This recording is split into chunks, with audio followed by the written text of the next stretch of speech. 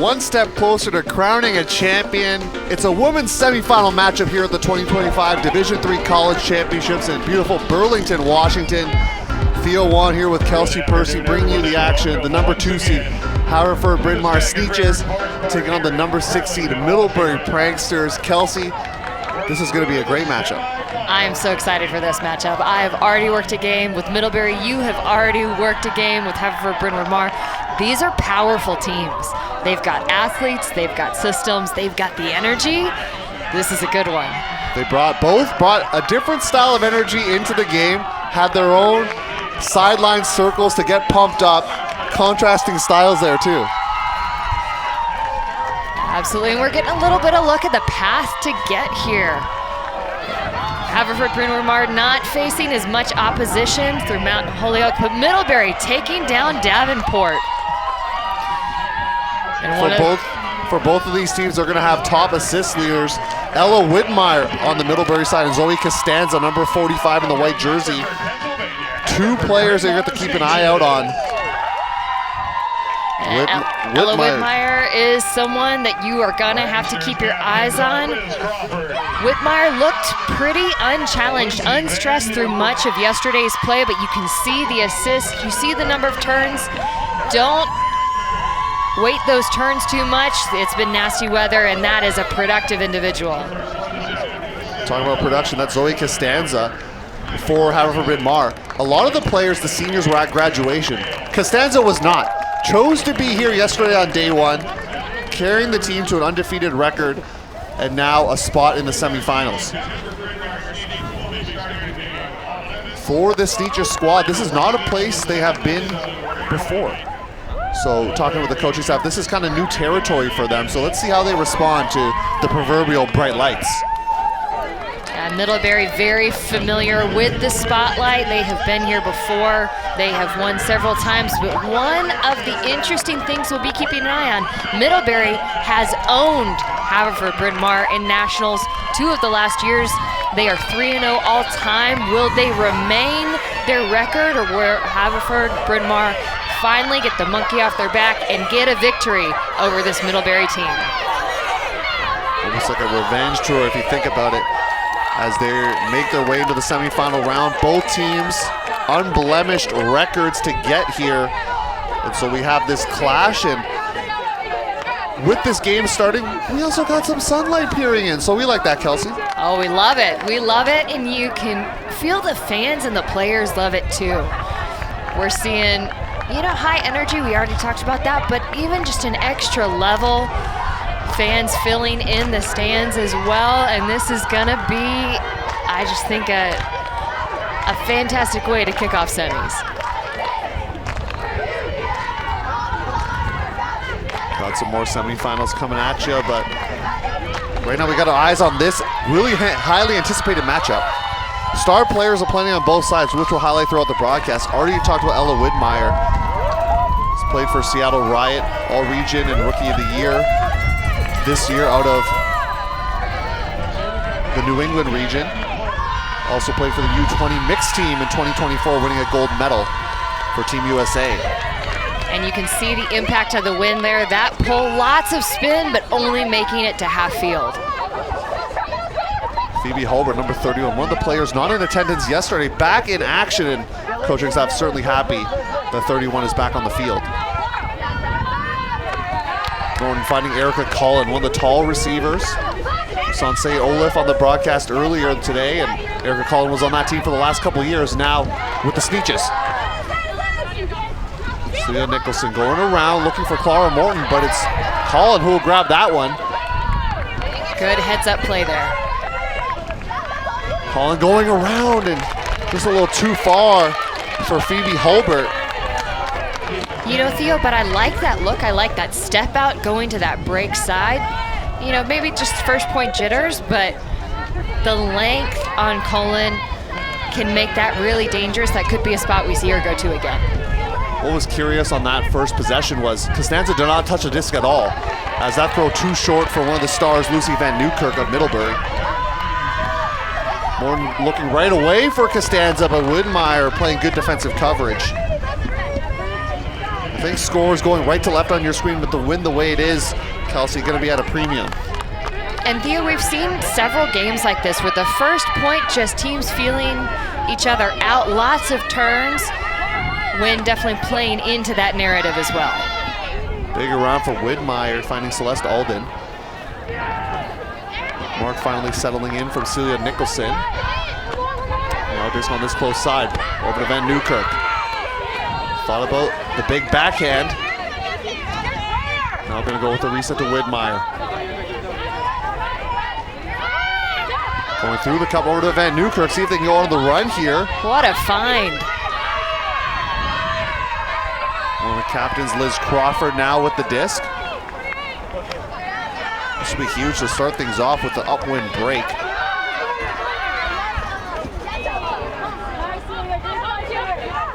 Widmeyer powering up the backhand. Looking for Van Newkirk, and they get the first break and score of the game. Yeah, captain getting hype for her team, and look at the power. You saw the pull, but I love how calm Widmeyer is setting up the reset. Confidence. Van Newkirk knows that Widmeyer has those throws and so is attacking upwind. Let's look again at this again. Love that step out. Love that step out. I absolutely think Collins should do that again. And we're seeing just into that upwind and now the downwind. Players needing to adjust. That'll be something they'll have to do all game long, but the poise, possession, Widmeyer stepping in, keeping it nice and flat, and Van Newkirk just attacking the end zone. That's one heck of a start for Middlebury. Upwind hold. In that pool play matchup that you commentated yesterday, Kelsey, 13-6 over Carleton College Eclipse, a big win. That was a huge matchup that many were anticipating, but Middlebury controlled that from start to finish and had a little bit of a tougher time in the quarter against a very strong and fighting Davenport squad, but some of their other pool play matchups, they beat Puget Sound 15-3, and then a bagel at Nationals. You don't often see that. They beat Union out of Tennessee 15-0. Yeah, the Tennessee heart of me hurts a little bit, but I'm not at all surprised. This is a pretty incredible team, and amazingly a team with more ceiling yet to find. Hobart Morton back there, and Sonia Nicholson as well. Similar line. Helmrich has joined them. That's Rufus Helmrich.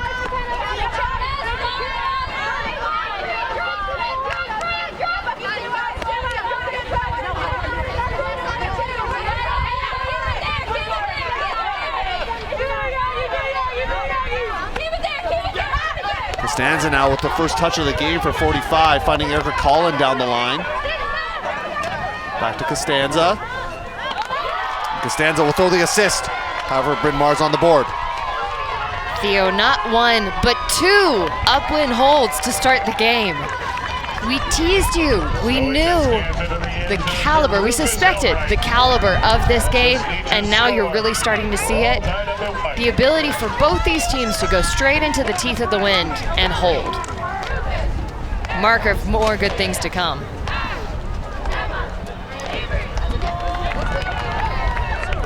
Helmreich with the goal, All-Region Rookie of the Year, out of the Ohio Valley. And a strong season for them as well. And in terms of their path, they had a big win in quarters over Mount Holyoke Daisy Chain 15-4. So their closest score line so far this tournament was a 13-7 victory over St. Olaf. Otherwise, they had a 15-4 win over Lewis and Clark after going down early on that game. And then an 11-3 win over Rice as well.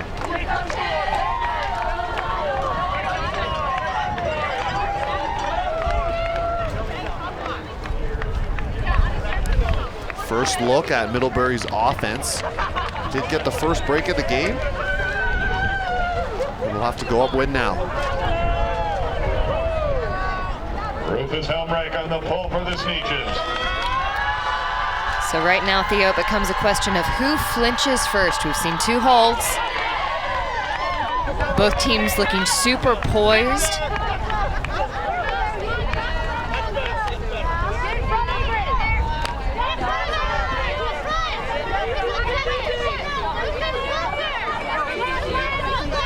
0-0. CC Ryanier with it back to Widmeyer. Weissman's throw not going to work out to Van Newkirk. So a break opportunity here for the Sneetches, their first one of the contest.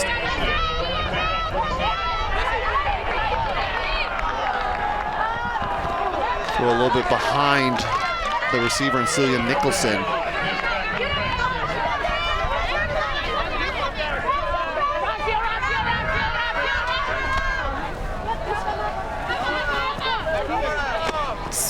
Small spaces, Theo. They are pinned to this sideline, and just like that, Widmer opens things up.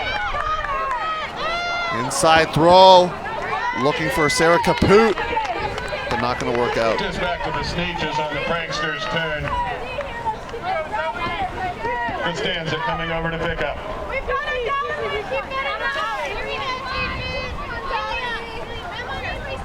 So second break opportunity for the Sneetches side, and Costanza going to play a lot both ways on the field for their third straight point. Colin is out there as well. Helmreich. Big throw coming up, looking for Costanza. Widmeyer in coverage. Great effort from Costanza trying to go with the layout. I like that they pin now Middlebury onto that close to their end zone upwind. I also like that Widmeyer then immediately opened up with a cross field to get it off that near sideline. Stretched out the defense.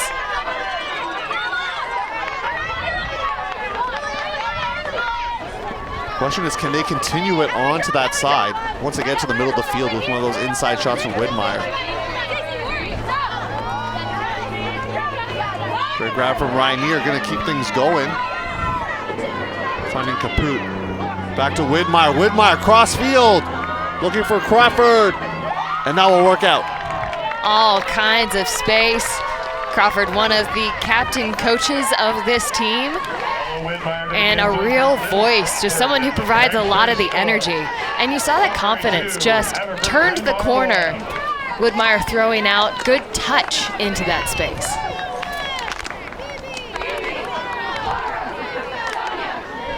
Crawford also apparently went on exchange with some of the players from the Sneetches, including Zoe Costanza, Anna Bingham, and Ella Evans. So has some experience with those players playing on a team called the Copenhagen Hucks. Bet you didn't know that in the audience. Yeah, a lot of respect between these teams. Interesting in that in some ways we talked about their energy, so similar. Both high energy, really strong cultures. Commitment to play for each other and within themselves, and you see that reflected in the caliber of their play. But also a little different in Middlebury, citing that they don't feel like they have star players. They think they play very well to their depth and across their depth, and citing that they felt Haverford, Bryn Mawr, played a little bit more through Costanza, and that was an interesting challenge for them to tackle.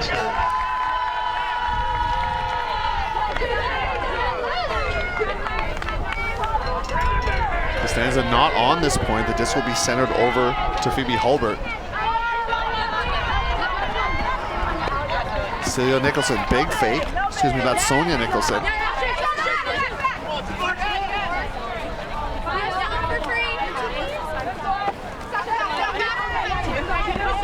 Widmeyer out on another point for Middlebury. Same thing with Liz Crawford and Van Newkirk, who's hovering in the deep space. So Middlebury running quite a tight line to start this matchup.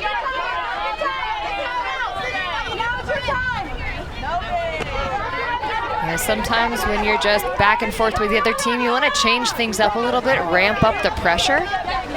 While it's still going upwind is a good time to do that. Hulbert looking for Colin. But it was Van Newkirk who got there. Sonia Nicholson also in the area. And we saw a lot of big plays like that from Van Newkirk back in pool play. 4 goals, 4 Ds, and an assist. Wouldn't be surprised to see a similar stat line this game. I thought it was going to work out for the Pranksters as they're trying to get things moving, but perhaps a little too fast. Looking for Sasha Hanna, a rookie on this squad.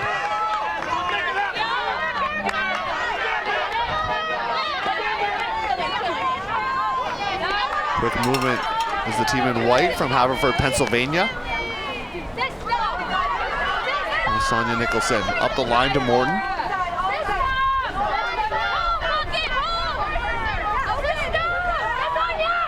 Across the field. Not in just yet with Cotman. And then Cotman now. Reset is caught. Great save from Sonia Nicholson. And then goes up the line for the score and the hold. Sonia Nicholson, an absolute driver for that point. The upwind scores continue.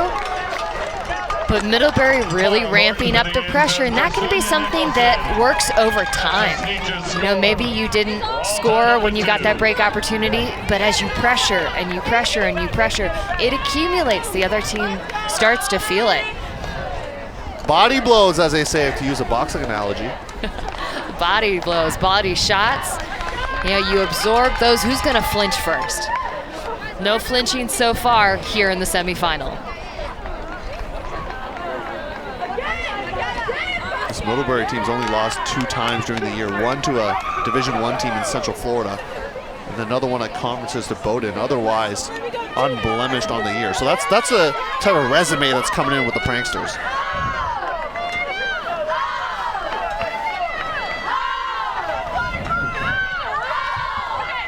Back on offense is the team from Middlebury, Vermont, as the OOO chants, one of my favorites in college ultimates, coming out. It's going to be a big silent energy battle as well throughout this contest. Yeah, both teams very active on their sidelines, not just on this near sideline, but also on the far. Again, stands continuing to fill in players from other teams' parents. Again, this has been a much talked about matchup and one that everyone, I think, hoped that they'd see. Costanza almost got the block, but now Widmeyer trying to get out on the run. Widmeyer really using her legs here. Motoring through. And then Costanza does get the block on Widmeyer in the reset space.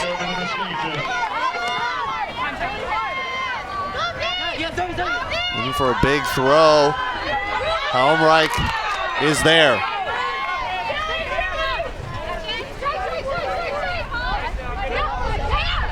Gonna go reset instead. Good save choice there.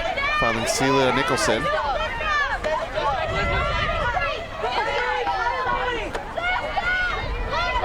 Erica Collin. Looking for Costanza. Big bid from Van Newkirk. A lot of contact.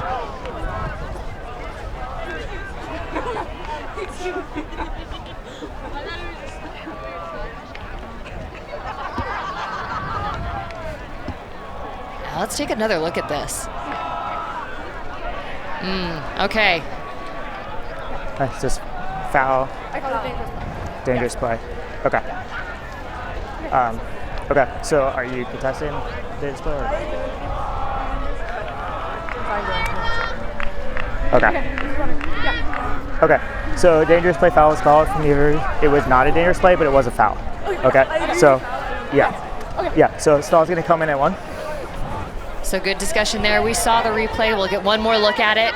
So you can see Van Newkirk making the bid, some momentum carrying her into Costanza. High reset, batted, and taken away by Liz Crawford. Widmeyer in transition, throws hanging, couple players there. Van Newkirk trying to get it with the left hand. But a bevy of Haverford Bryn Mawr players, including Costanza and Helmreich, making sure that was not completed. Van Newkirk guarding 2 players, but not guarding either, and yet a turn turfed into the ground. Can we call that an intimidate? Yes, the pressure there. I think Van Newkirk, by walking into the space that Heinrich wanted to throw into, shortened the window. Pick call.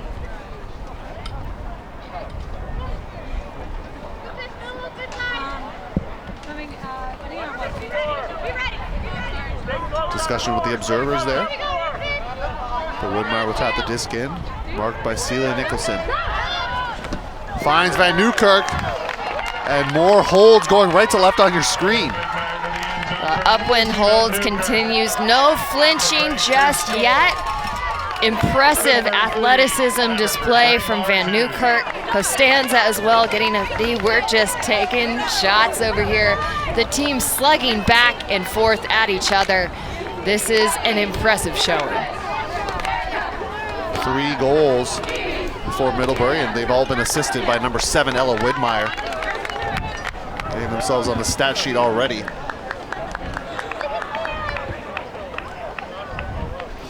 And you know, I think had Widmeyer been able to, looked like she pulled up just at the last on that throw. Had she put it more out to space, I think Van Newkirk would have caught it cleanly the first time, but taking care of business in the second opportunity.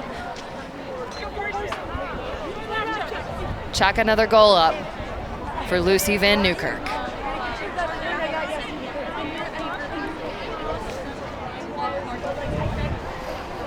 Widmeyer, I don't think has come off the field yet. Neither has Van Newkirk by my count. I think there's this real urgency of not being the first team to crack and really putting the pressure while the offense is going upwind. Just that sense of, you know, can you turn the corner? But you don't want to be the first team to get broken going upwind.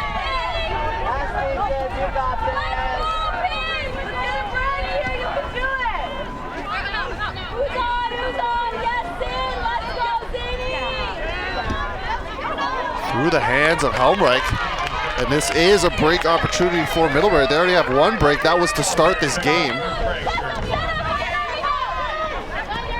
Widmeyer, big flick was ready,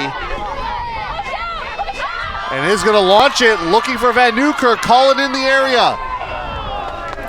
But it edges out into the turf and away from both of those players. High stall situation. I liked the awareness from Van Newkirk, knowing the stall count was rising, providing that outlet option, but just not flat enough edge when sails it out of bounds. Great give and go movement between the Nicholsons there, 23 and 24 in white. Now in the hands of Costanza. Power position, thought about it with Sonia Nicholson.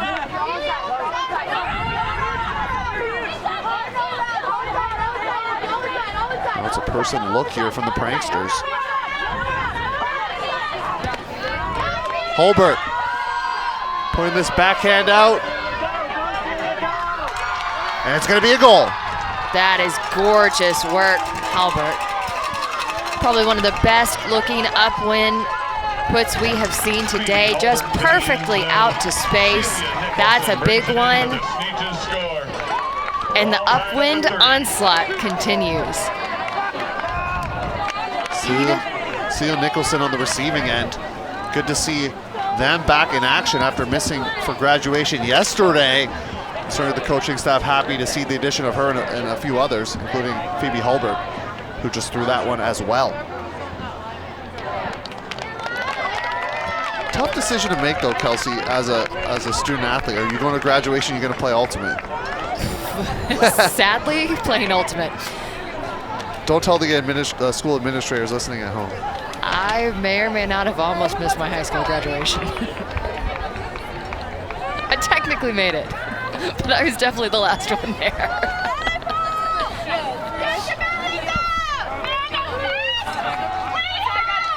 This Haverford and Bryn Mawr team's got an all-star lineup of coaching staff. Linda Morse, Liz Hart, Yara El Khatib, helping coach this squad and brought a lot of insight as well when we spoke to them pregame of what they were trying to do. Got a chance to see Middlebury on film and able to kind of see what they do and where their offense runs through and who they run through. Yeah, I think in respects to Middlebury, part of their thought was try and take away their first option, make them go to their second and third, but the problem with Middlebury is their second and third options are really strong. A throw from Crawford goes into the crowd. A turnover there from Ella Widmeyer. And so now downwind side, Helmreich set to pick up Costanza, their reset.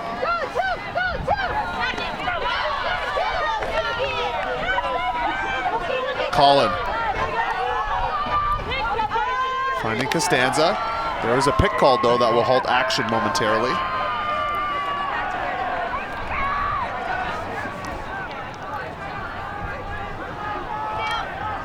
Collin was a second team All-American last year at the North Central region with St. Olaf.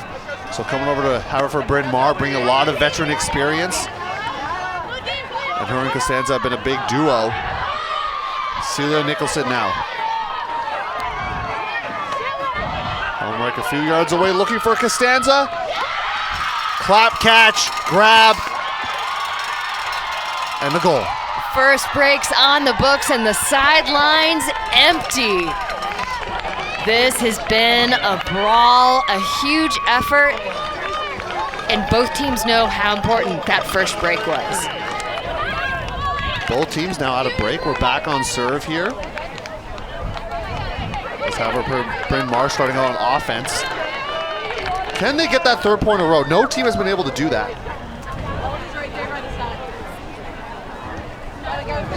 And one of the challenges, huge effort there, just perfection of layout, the emphasis too. Love the touch by Hamelreich there. Making sure toes were in. But Theo, you mentioned Widmeyer playing multiple points in a row, Van Newkirk multiple points in a row, and now on offense, they'll have to choose who they roll back out there. Do they keep Crawford? It's kind of the drawbacks, right? And Middlebury saying they wanted to play to their depth. Where do they play depth? Where do they play power?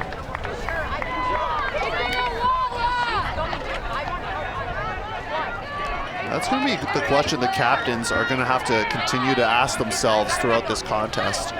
Not having a coach, they got to make those decisions, player-led, of course. Kind of an ethos or part of their squad. Captains Liz Crawford, Celeste Alden, Lucy Van Newkirk, part of that strategic committee. And Crawford has the disc currently. Finds CeCe Rainier. Crawford going into the deep space. And is gonna look to receive the disc from Ella Widmeyer, and that will work out for Middlebury. A little too easy right there on offense. Sheer perfection, Theo, so smooth. And you know, I'll say one of the things that I noticed about Ella Widmeyer, play style from pools to now. In most of the pool matches that I saw, and I commented a game, watched a game, Widmeyer has this almost walking cadence of like walking into positioning and just looking really poised and controlled and not rushed.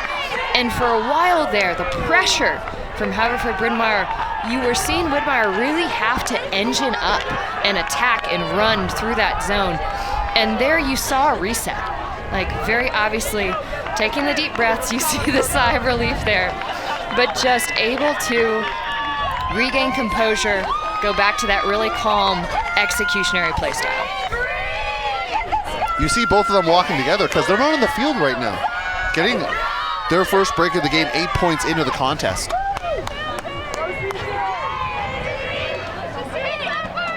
See some Sneetches fans in the crowd.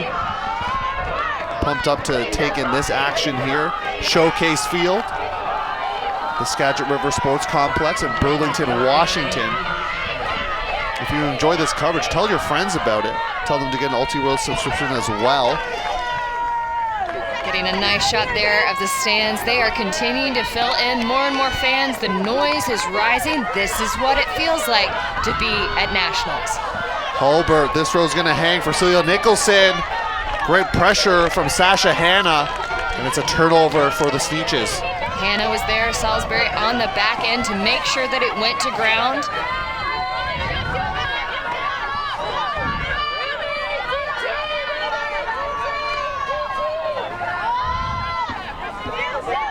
Good grab there from Freya Rich as they're gonna have to find a driver of their offense, most likely Celeste Alden, who has the disc now, without Van Newkirk or Widmeyer on the field.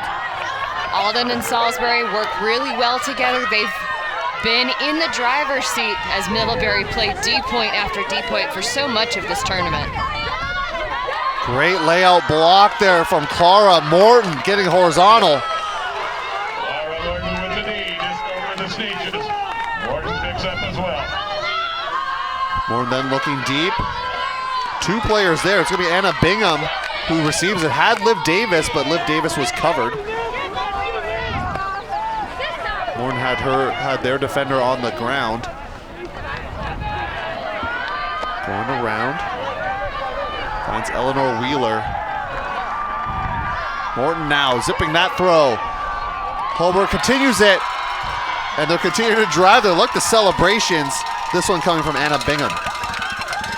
Both these teams know how to play the energy game, and I loved the reaction. There was a break opportunity. Middlebury was marching up the field, but as soon as they got that deep, Haverford Bryn Mawr just taking it back to, and Danny and I were talking about this in the previous round. We love it in this field with this wind. When you swing it across, it opens up so much, and that is a much easier throw to execute than this near side cone, which has been almost a coffin corner for much of today.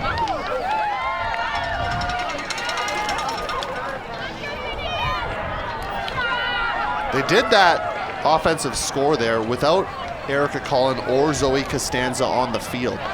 So certainly that's an added bonus, because now you can have both of those come up for a D point.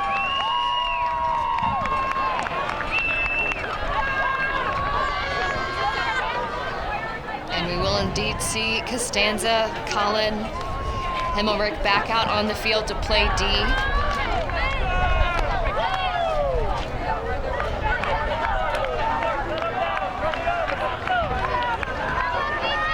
Sneetches, the 2 seed coming in, has dropped a couple matchups to the 1 seed Wesleyan, who took care of their quarterfinal matchup earlier on this exact showcase field, 15-7. So they got that battle-testedness in terms of playing a team like that. Widmeyer just throwing and going, looking fluid with the disc, launching this one out, but Collin is there. The volleyball player with the block. Costanza now. A couple players fall down in front of her and said it's a reset to Collin. Costanza has Tanamura going deep, but will hit Tanamura for a huge gainer underneath instead. Widmeyer choosing to poach the lane. Great move from Costanza, putting the defender on skates, but then throws it into the coverage of Van Newkirk and Widmeyer. Both Van Newkirk and Widmeyer really deliberately taking space up in that force side lane. Just electing to trust that the mark would keep the thrower pinned to the sideline and making those throws hard. Collin did a great job of not trying to get a layout block she could not get, instead hovering back into the deep space. But Crawford will go underneath instead. Crawford doing an excellent job of finding the soft spaces.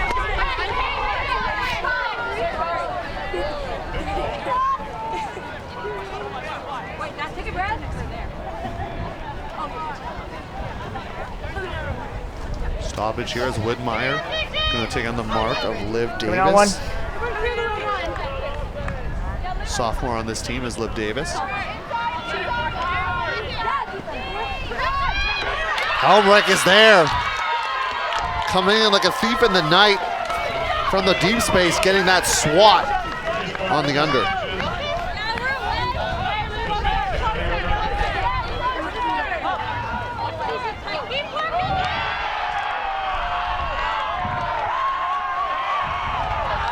Helmreich slipping on the field.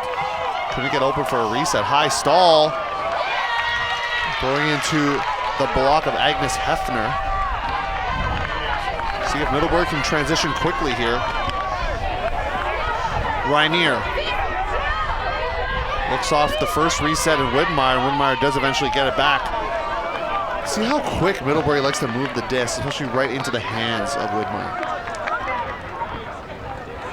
I think that's knowledge of your teammates. They know she's coming. They know she's coming in, so it's just put out to space where she can scoop it up.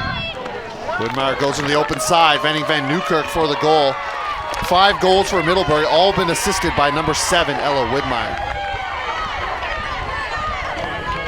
So much glue for this team. Middlebury definitely seeming a little bit more pressured by Haverford Bryn Mawr, but exerting pressure themselves. This has been a fantastic fight. Both teams throwing punches. Really a ton of excitement here in this D3 semifinal. 65 goals. And it's all been Ella Widmeyer out here trying to channel the inner JJ Gallion performance that we saw last year in the semifinals for Portland. Just right now all over the stat sheet is number 7. Check the technique. You see the snap coming out of those flicks. The step through and one of her favorite connections, finding Van Newkirk again and again. Crawford did an excellent job that last point, filling those spaces, and you're seeing just the leadership across this team. Lots and lots of outlets for Widmeyer's throws. Seven Hills YCC product out of Seattle, Washington, making an impact right away and set to pull here for Middlebury.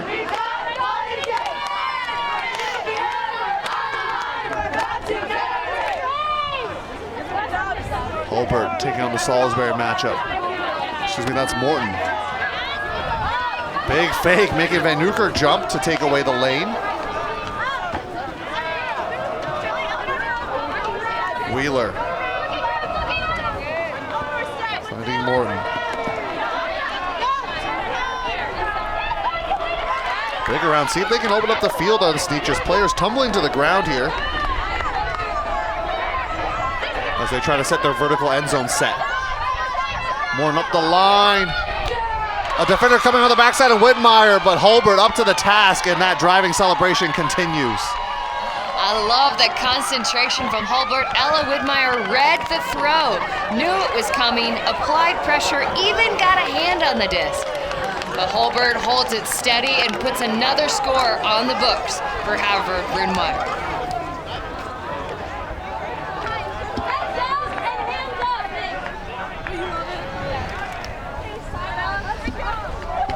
Take another look at this. This throw, not fully executed, really came over a little bit too far left.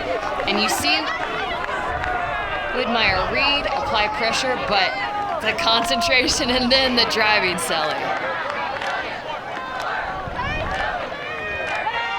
Drive that bus all the way into half. That's what they're hoping here for.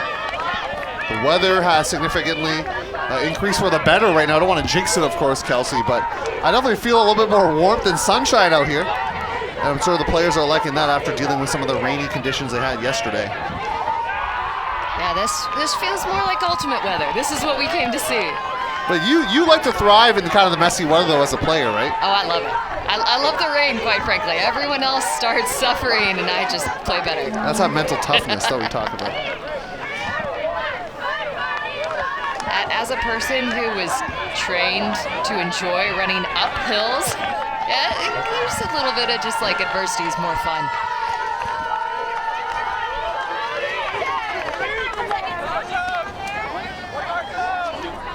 Zone look for the Sneetches. And they are forcing flick, and that's what has been killing them from Widmeyer. So we'll see if they decide to maybe switch the force, as there's a bobble there from Weissman. And so pass midfield opportunity for the Sneetches. Morton zipping it over to Costanza. Costanza has Collin. And Collin's gonna reach for the score. And Haverford and Bryn Mawr up by 2 points.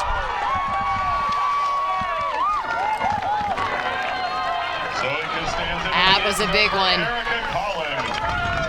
Haverford Bryn Mawr applied the pressure, did such a good job. I recognized a couple adjustments that I'd love to highlight. We're going to try and get a shot of that. Take a look.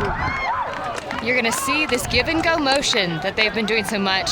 And if you pause it there, you'll see they've got this one-on-one pressure having isolated. And so it's technically a cup, but they put that pressure, removed that option, and made Widmeyer have to go back another direction. It's just a really nice tiny adjustment playing to the strength of the players that they're wanting to go through, removing that first option, as they said. Timeout called. Both teams trying to reset here. I mean, certainly Middlebury's trying to reset. Haverford Bryn Mawr trying to continue that momentum. Second straight score, a big break there. Having to do so without Costanza or Collin out on offense has been a big win for this Haverford Bryn Mawr side.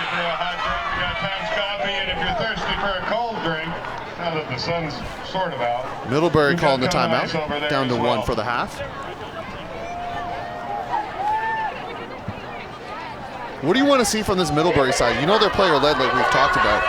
What do you think they're going to try to adjust?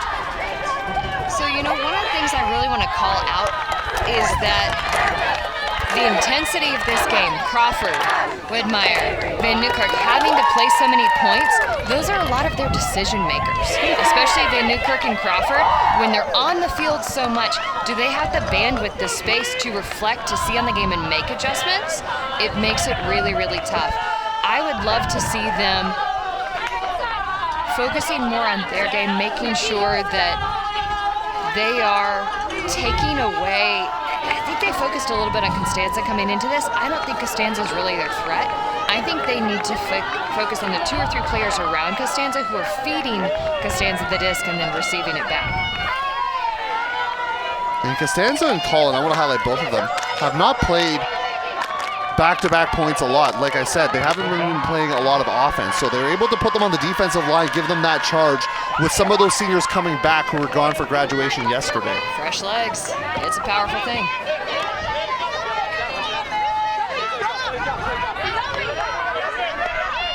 Widmeyer, Van Newkirk, gonna look a little give-go here. And they are forcing backhand, maybe sensing what Widmeyer can do with that flick throw. But Widmeyer so calm with the disc, opening the angles with some of these shots, just the arm slots that she can throw from. I really like that crucial throw by Salisbury to kind of break open, get them out of that pin sideline position. And now with room to play, Middlebury kind of opening things up. Crawford putting this one out on a platter. Finding Sarah Kaput for the hold. So that timeout works for them. Love that spike. Almost looked like she was going to imitate the driving action, but instead the free spike. Again, let me highlight. They were pinned so tight to the sideline, but as soon as they have some space, it opens up those bigger lanes. And then players keeping out of the end zone. Watch this again. Freeze motion and gone. That's choreographed. That's been practiced before by Sarah Kaput for sure. Maybe in front of a mirror. Do they do that? Do you do that? I do not practice my sellies in the mirror, I can promise you that. So that's a big one. Big one for Middlebury. Remember, they get the disc on offense to start the second half. So let's see what kind of line they decide to call forth. Van Newkirk, of course, on the line. So is Widmeyer. No Liz Crawford, though, for Middlebury. One quick note, wind gusting up a little bit. It had died down and had gotten a little calmer, but now just as Haverford Bryn Mawr going upwind, they'll have a little bit more wind to contend with.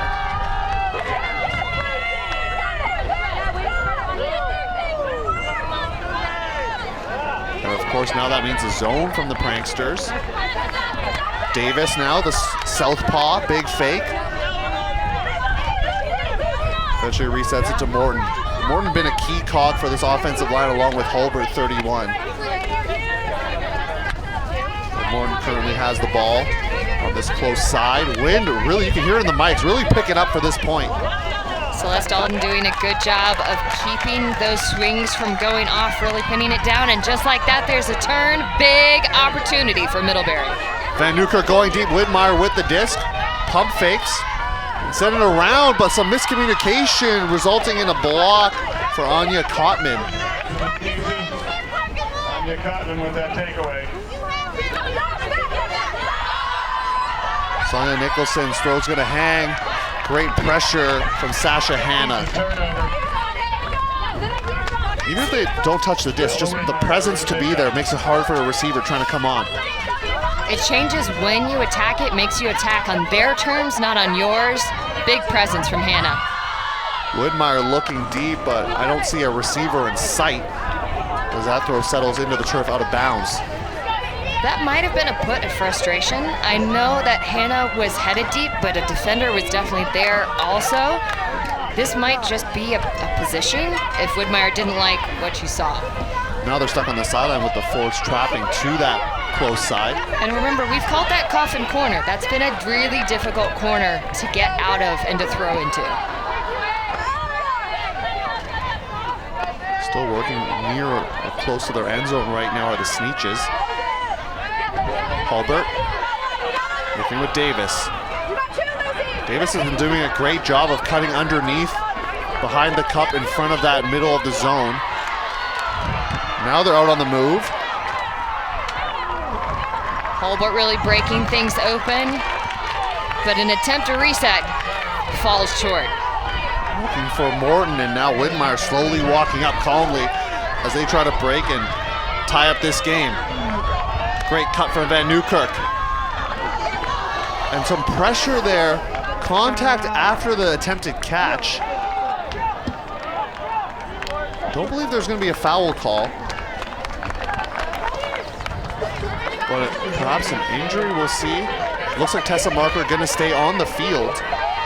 So now that this will be walked up by the Sneetches. Still stuck near their own end zone here. Hulbert finds Morton. I like Hulbert using these small fakes to move the cup around, trying to open up some lanes. Problem is now they're getting stuck on this close side. Got to air this one out. Van Newkirk is trying to hunt for the block. Will swat it and just make sure by going near the disc that it doesn't get attempted by a greatest. We have seen plenty of those here at College Nationals. And Newkirk says, not on my watch. One of the best things you can see in Ultimate, though. Ultiworld ran a good one out of Wisconsin. Ross Barker, fantastic throwback from, I believe, 2017. This is a Haverford Bryn Mawr offensive point if you're just joining us. A tight semifinal to be sure. Van Newkirk, a great throw from Widmeyer. Thought about the backhand across the field, but will reset it instead. Widmeyer now does go across field. That throw almost drops at the end, but is caught. Some debate on if it was down.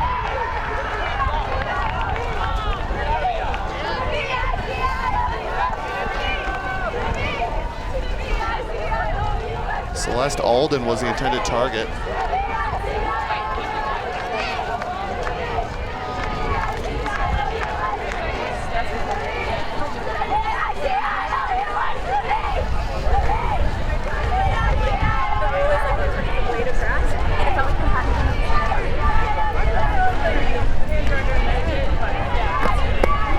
All right, what do you all want to do?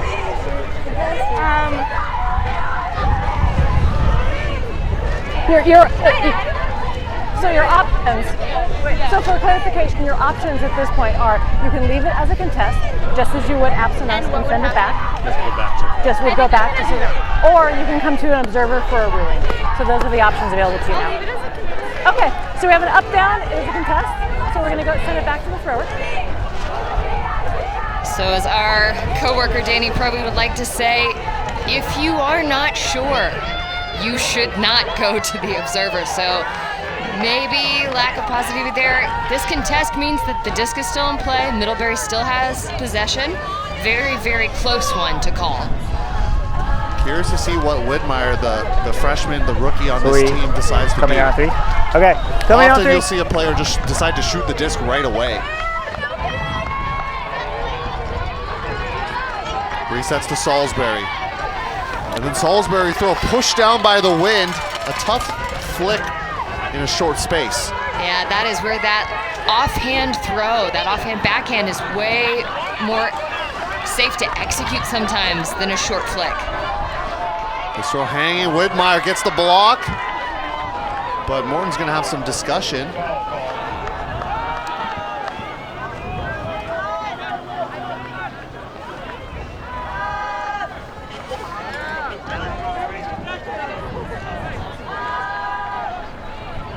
Because it's going to go, if it goes back.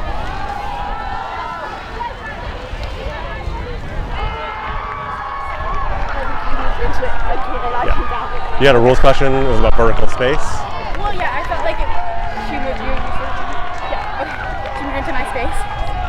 Because I think that, like, if I'm offense, I have a line for the disc, and that if you have to jump up, you should come down to someone. I just think that I was in like.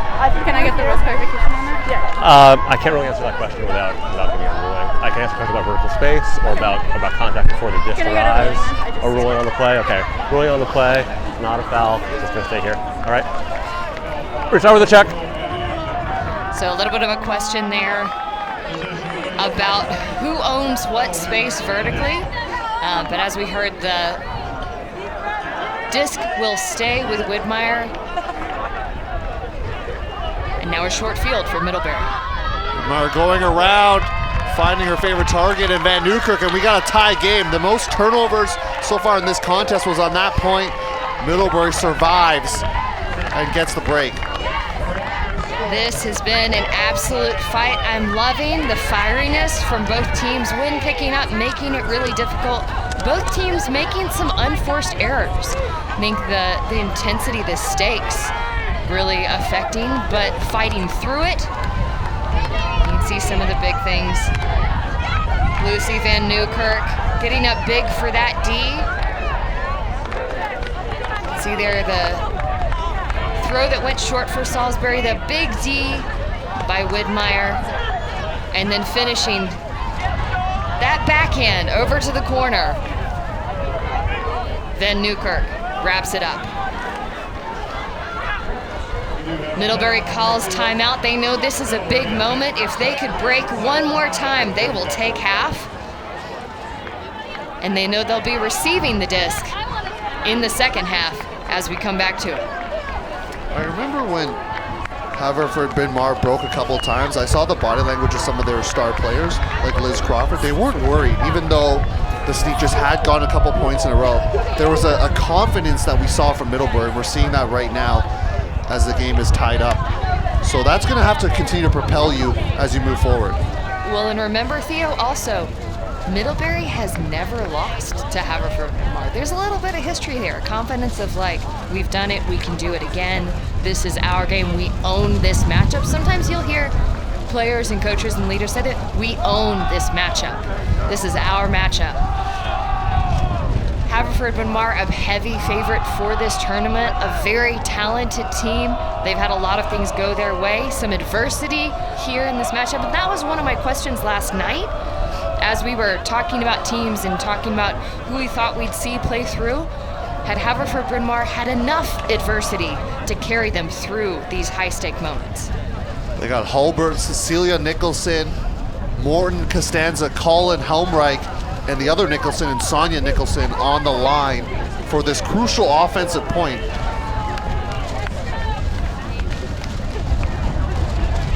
You talk about the battle testedness. That's something you do get depending on your draw at nationals. Sometimes your pool goes a little bit easier, and then what happens when you do get punched in the face in a spot like this? You know, and you can't just build it here at nationals, but sometimes when it's fresh, when you've been there, you fought through, there's an inner confidence of, oh yeah, I can go back 5 minutes ago and I remember what that's like and I can put myself right back in that frame of mind.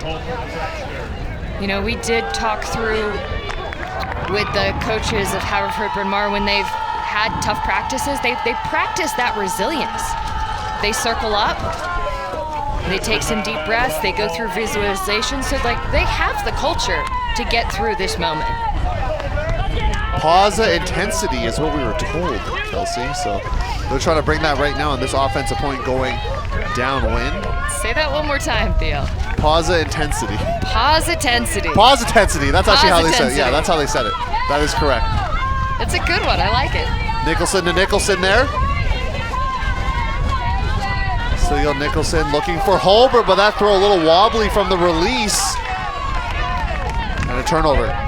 Big opportunity here for Middlebury, but some big wind too, whistling down the field.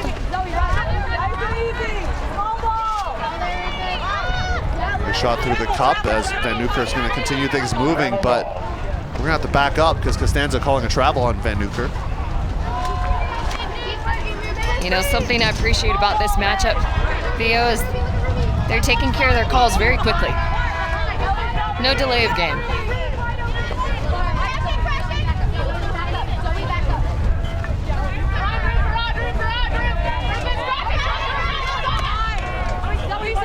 Newkirk on this close side, being marked by Helmrich. Gets it around. Can they continue it? That's what they need, and that's the shot they're looking for from Widmeyer. Risky choice by Widmeyer to go past the middle person all the way across, but it stretches the defense out. Going to the rounds, McKenna buckets Bachman. Resetting back to Widmeyer.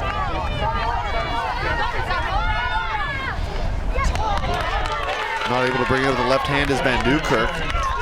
Thought maybe going to take an injury sub, slow to get up, but will continue on the field. Morton going up line against Van Newkirk. Now making a 7 cut and making a saving grab. Great concentration from Morton. Helmreich has Costanza in the deep space, looking for her, and they get the hold for half.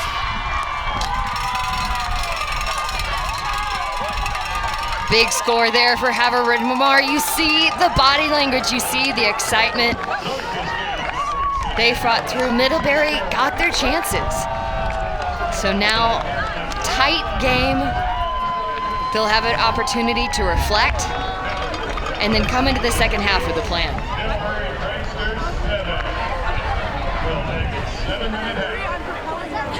That's trust. There was not that much space for Costanza to go there.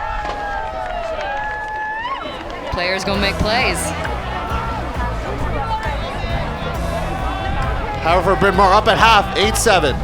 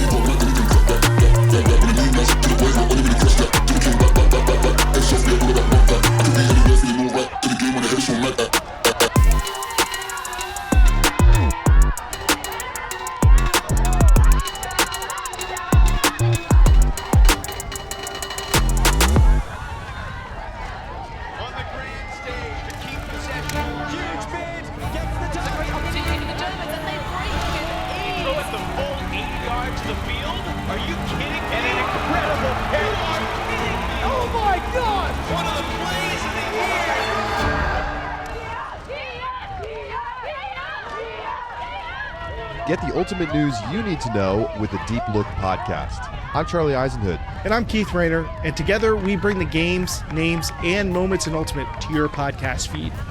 We talk Ultimate's biggest news from on and off the field about and with the people making it.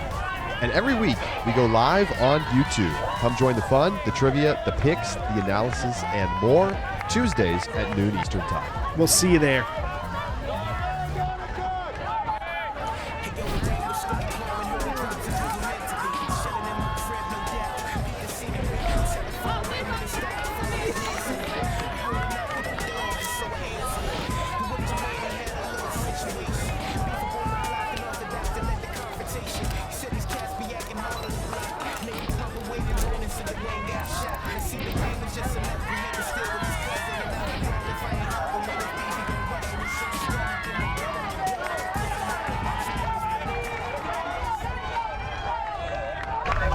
Halftime scenes here in a very tight semifinal matchup between Haverford, Bryn Mawr, and Middlebury.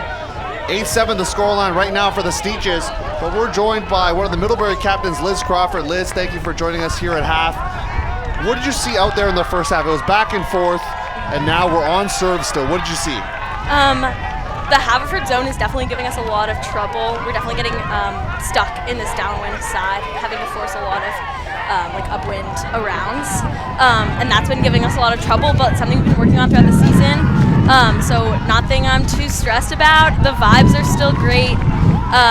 It's been pretty scrappy all around, something we love. It's like the first sunny day of the tournament we've had. Cheers, been great. I don't know what else there is to say. All we can do is play our game. Yeah, well, energy has definitely been high. What is something that you like that you're seeing from your team this half? Definitely everyone coming together on the field, keeping the cheers from the sideline. We have a lot of great ones, like Pizza Party, Grandma Nasty, some old classics that I'm sure you love to hear back at home. Our sideline is our best asset, and they really keep us going. Okay, speaking of back home, why don't you give a shout out to Middlebury Nation right there? What do you got to say to them? Middlebury Nation, hey guys, Isaiah, Nora, hope you're watching. My biggest fans at home. I'm sure it's on our crappy living room TV. Thank you, Mom. Thank you, Brian. Thank you, Carl, my brother. He played for UVM Chill. Pretty cool guy. So thank you to all of them. Middlebury Nation, from Burlington, Vermont originally. So Vermont in general, that's the home place. All right, thank you, Liz. Thank you, guys. We really like the color you're about to interview. Wish you the best of luck in the second half. Thank you. Yeah, I'm excited. All of Vermont watching, perhaps, and we're going to take a look at the game stats here, Kelsey. What stands out to you? Look at the turnovers, 17 apiece. Turnovers, but also just look at the parity, right? 6 to 5 holds, 2 to 2 clean holds, 17 total turnovers for each, 2 breaks each, break chances, a little more opportunity there, and you're seeing that play out a bit. Which teams are exerting pressure? We saw a lot of early pressure from Haverford, Bryn Mawr, and it really felt like Middlebury rose to the occasion, and over the course of the half has been exerting more pressure. Both teams are going to look for that edge right now, as you mentioned, on serve. And I don't know how many adjustments each team is going to make, because there's just these minute things that perhaps have to change a little bit. They talked about swinging the disc, not getting stuck on a certain sideline in the zone. Small things that they can adjust here as they're looking to book a spot into the final. Haverford, Bryn Mawr up 8-7.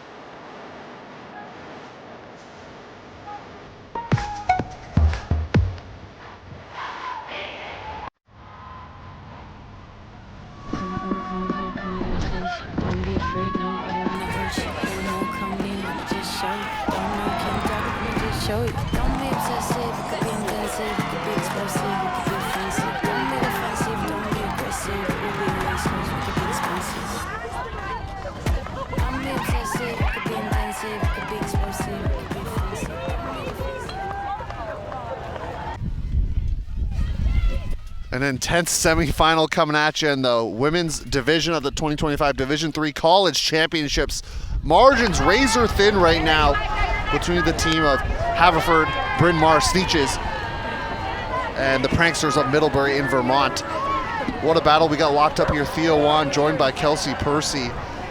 And we're excited to bring up you this second half. The skies have opened, the sun is shining. 59 Fahrenheit, feels a little bit warmer than that, with the sun bearing down, considering we had no sun at all yesterday. Oh, you heard Liz say it, Liz Crawford. You're hearing it from us as well. We are so thankful. Feels glorious, looks glorious. Interesting though, you saw 11-mile-an-hour winds. It feels like the gusts are higher, gusting maybe up into the 15s. It is definitely affecting play. And Theo kind of reflecting back on the first half, I really think in terms of controllables, both these teams executing very good strategies, exerting a lot of pressure. Who can keep the unforced errors at a minimum? You know, who can execute on those small passes, the ones that are easier, and still take risks. I like that both of these teams are continuing to take risks and playing smart position game. I think the wind is definitely going to continue to play a factor. And it's which team can make those adjustments in that way. As this poll going up, Middlebury back on offense. Offsides called, it looks like, from the observers. Your team orange, Zeta Strickland, Jeff Gale, Mike Ferguson, and Jonna Hamaker, excuse me. And the Sneetches looking like they're coming out in a zone look. Whitmire to put it in play from the brick mark. Whitmire taking her familiar position as the central handler and cog to this offense. 6 assists of the 7. goals that Middlebury has. And remember, Whitmer came into this game as an assist leader. That throw perhaps a little too fast, looking for Van Newkirk. That duo has been deadly, but now that dynamic duo is going to have to play some strong defense. Holbert finding Celia Nicholson. Costanza coming down the far side. Now it's Holbert who gets the up line. This could be devastating early in the second half, getting an upwind break. Holbert putting this one out. Can Costanza get there? Was bumped by Crawford. Is going to call a foul. Crawford's been playing really tight defense on Costanza. I like that matchup. The physicality of it, I think, has been a really healthy thing. I saw those two talking on the sidelines during a point, so they are friends, did that exchange together, and you can see the mutual respect as well. Okay, it's a contested foul. Do you want to leave it as a contest? Okay. Great. We have a contested foul. And with friendship, sometimes you can agree to play to that higher level, agree to play that slightly more physical, kind of in each other's pockets defense.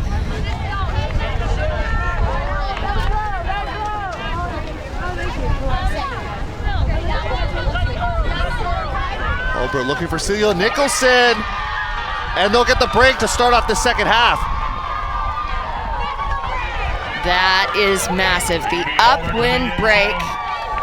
Now, and I'll say that maybe less impactful in this game, with both these teams showing that they are so able to execute and score upwind, but in the previous two games, that's almost automatically a 2-point win, because you get the upwind and then you get the downwind too. But we'll see. Middlebury has done well upwind. They admitted struggling a little bit with that zone, that pressure, and you see trying to exert pressure so close.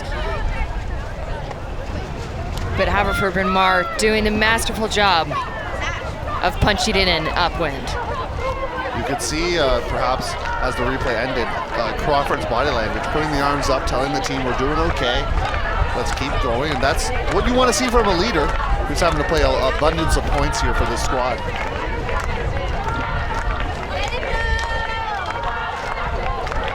Similar looking line for this Haverford Bryn Mawr squad. Morton, who plays a lot of offense, out now on the defense. Helmreich set to pull.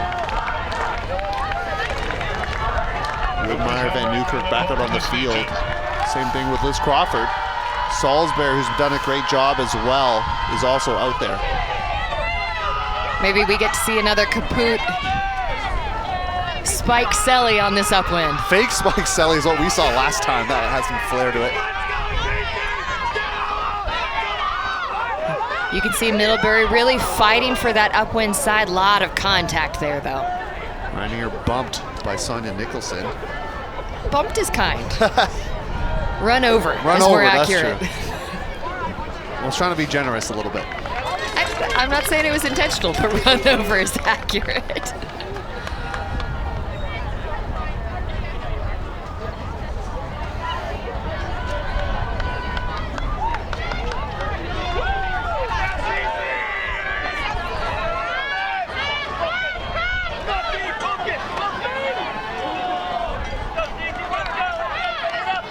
Disco over to Van Newkirk.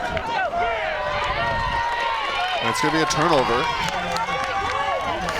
And we're seeing more and more disruption of this duo. Whitmire and Van Newkirk. Haverford Bryn Mawr really putting the pressure, knowing that those are two of the primaries.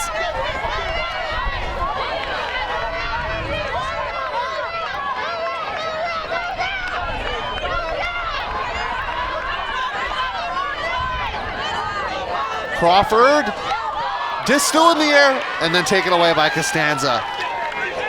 Could have been very dangerous there.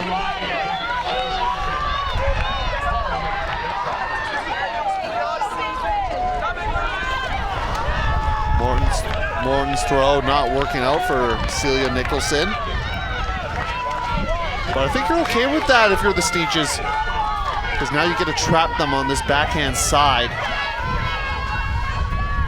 Helmreich on the mark. I think a double team called by Whitmire. He sets it directly back to Salisbury.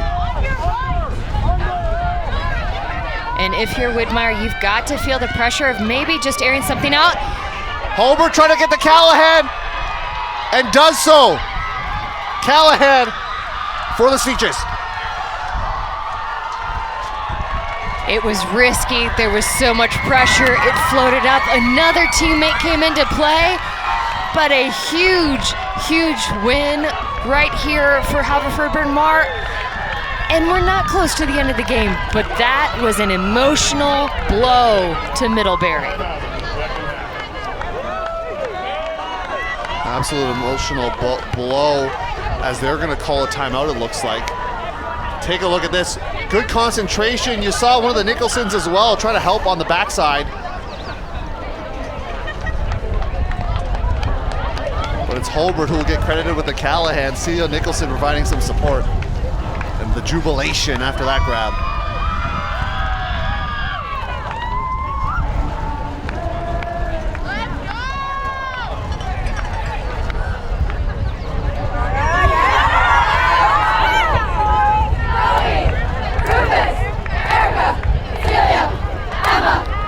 Seeing the energy here.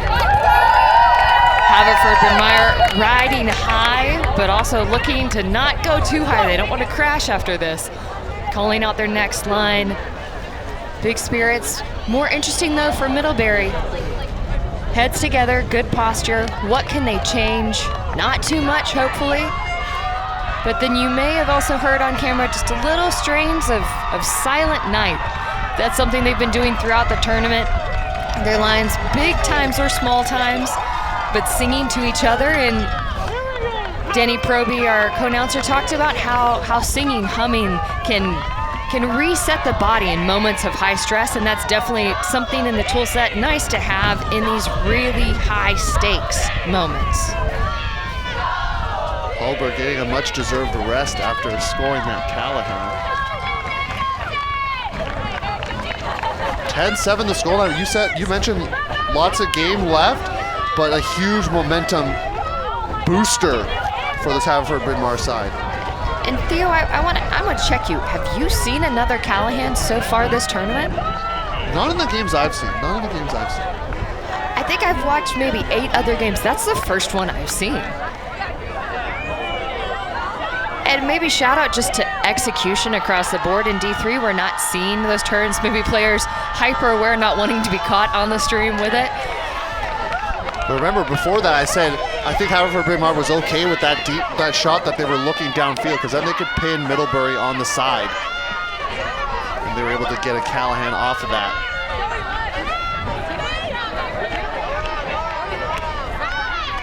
Widmeyer working give and go with Crawford. This flicker's gonna hang. I don't see a Middlebury player there. It's a Haverford Bryn Mawr defender instead, Emma Doty. So I'm gonna call something out, Theo. You know what I would have loved to see? I would have loved to see a crossfield hammer from Ella Widmeyer. Super comfortable with her flick. I haven't seen any over-the-top throws, and I think that would have just blown open that stat. Widmeyer, great pressure. Looks like there is a foul called now from Avery Hyde. Player the coaches said has really stepped up as a rookie on this team is Avery Hyde.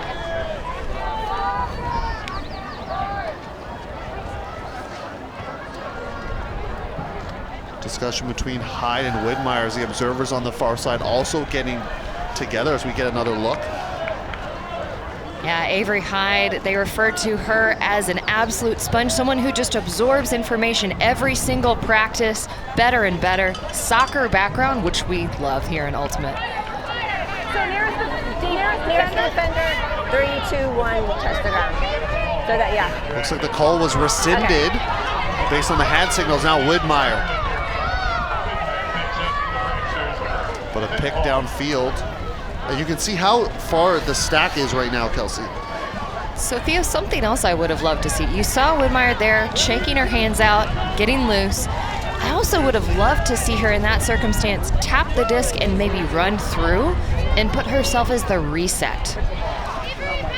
I think her legs and her drive have been, I was gonna say one of the biggest assets, but Van Newkirk there showing off an asset, execution. that can erase the memory of the previous play, and you see Middlebury just rising and riding the energy. 7 assists for Ella Widmeyer out of the 8 goals for the Pranksters. They're keeping themselves in it. Important timeout call, and able to score and get the hold out of it.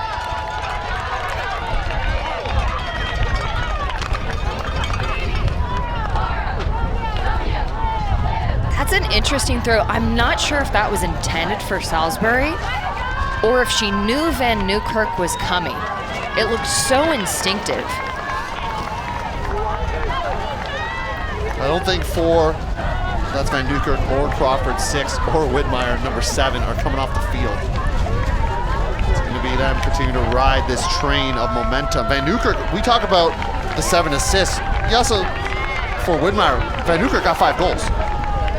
5 goals, and in the pool play game in Carleton had 4 goals and 4 assists.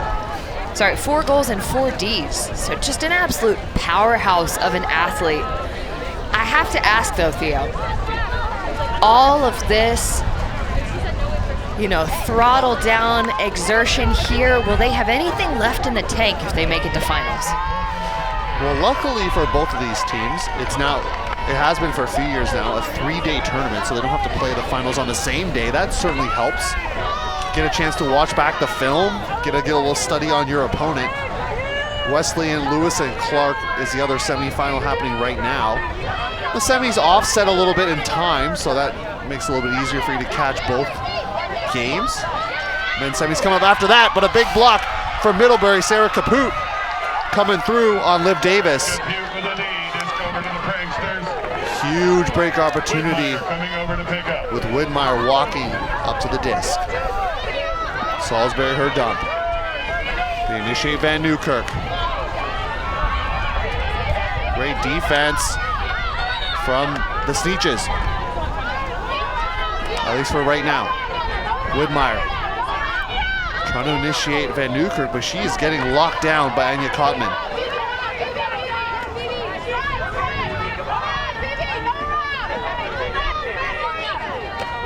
Crawford. Throw's gonna hang, but Kaput gets the break. Another Sally, here we go. I love it. I love it. And I also love Ella Widmeyer has absolutely been the driver in this, but you can get into those other layers of players. The execution on Crawford, yes, it hung up a little bit, but taking that shot, Kaput making that play, they can go into these lines, and now I would love, quite frankly, for them to clear and go to a whole nother line, rest, and have it in the tank to keep closing this gap. You do got a celly like that when you get bookends. If you're Sarah Kaput, just stick it in the hand there, get rid of it with that celebration. Playing for the club team, Zero Strategy out of Burlington, Vermont.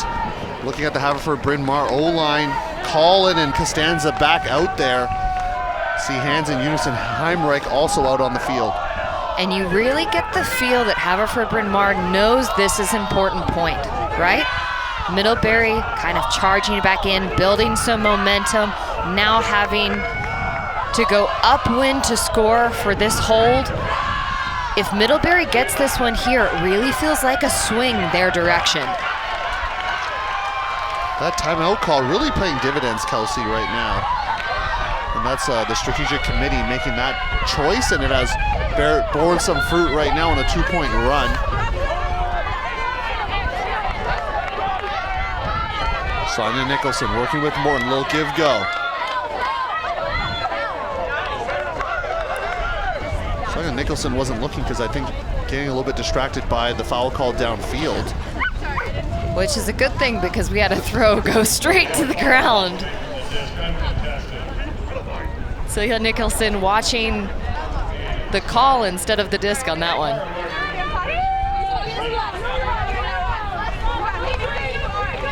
This is the same sort of area with the floaty flick that got caught for Callahan behind Bryn Mawr a few points ago. Martin Gesturing with some backhands. Now asking Nicholson to come up the line. With Hulbert back on the team, missing it for graduation yesterday, Costanza has moved more downfield, and Klingler going to swat that down. And a chance to tie up this game. Salisbury finds a teammate there who had to dive into the ground, and now into the hands of Sasha Hanna. No Whitmire, Van Newkirk, or Crawford on the field, and Colin gets the block. That's a tough one. You could feel the urgency from Middlebury, but the defense just converging on that throw. Voices are up, sideline is packed. The tension keeps mounting. Certainly, this is that Callahan country. Wind continuing to pick up at the Skagit Park Sports Complex. Hulbert just telling Costanza to go deep. Salisbury is there and will get the block. And Colin will take a sub. Both Costanza and Colin bumped into Salisbury trying to make that catch. You know, and it's interesting, Theo, Salisbury had an open person and then another, and you could just feel, you know, if you're not ready, if the adrenaline's too much, having made that play, this has been a quick back and forth. As much as I'd love to get the disc moving, I'm also okay with, hey, I don't think I can execute that right now. Let me hold my breath. I'm not ready. Throw a fake. Wave them out. Van Newkirk coming on the field. Mike? Yes, yep, yes, yellow. Important injury sub there. And conversely, Sonia Nicholson will also join as there's a card being given out. I believe that's to Costanza. Right. Closest defender, 3, 2, 1, check. And then we're gonna go. Yep. It's a bit of a trade-off. You've got Salisbury throw hanging, lots of players there. But it's the recently subbed on Sonia Nicholson grabbing that one. 2 turnovers apiece on this point. Bodies colliding, they're all fighting for the disc. Costanza gonna call a foul on Kaya Granzel.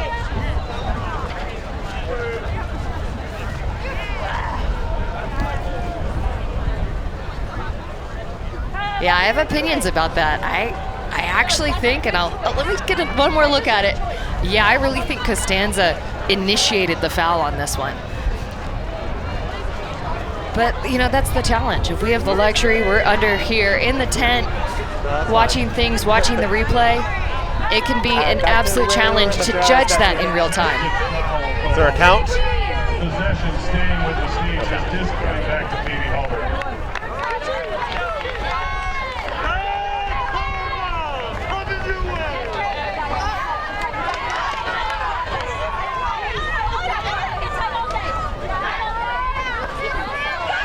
Hulbert finding Morton power position as Costanza going deep. Another collision, this time it was once again with Hanna and Costanza.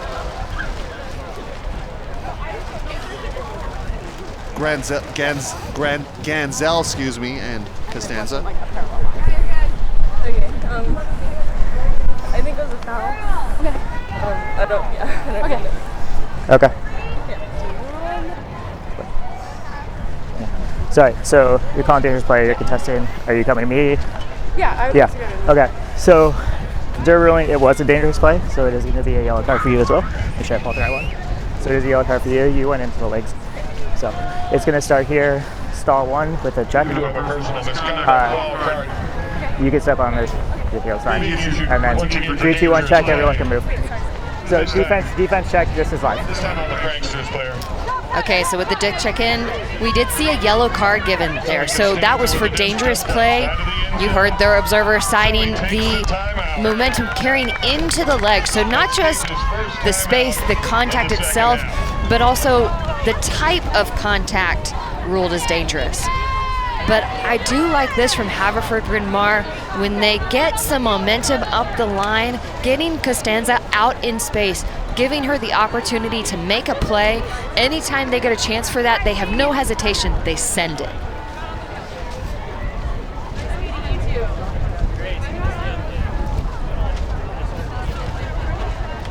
lot of physicality on this last point, with Costanza getting a yellow and Ganzel also getting one. Saw Costanza running in to Salisbury trying to make that grab, and here's the second one. That's on Ganzel making a play on Costanza. I can see that contact kind of through the back. Observers doing a lot this year and last to really try to make these dangerous plays, to educate players on them and to really hold that standard to minimize dangerous play in Ultimate, especially at these high levels. Zoe Costanza with the disc for the Sneetches. Costanza will take on the mark of Van Newkirk, so the mark has changed, resetting the stall count back to 1. Holbert will be beside her in the reset space.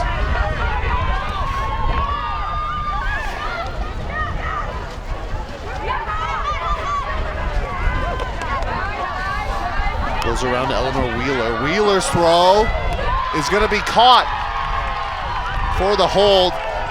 Sonia Nicholson, big celebration, driving that bus. That's about the politest drive the bus I have ever seen. That was a big one for Haverford, Bryn Mawr, Middlebury. Multiple opportunities there. That's going to be one that they really wish they had gotten back. They had some looks on goal. Haverford's defense, however, was up to the task, and they hold, driving themselves that much closer to victory.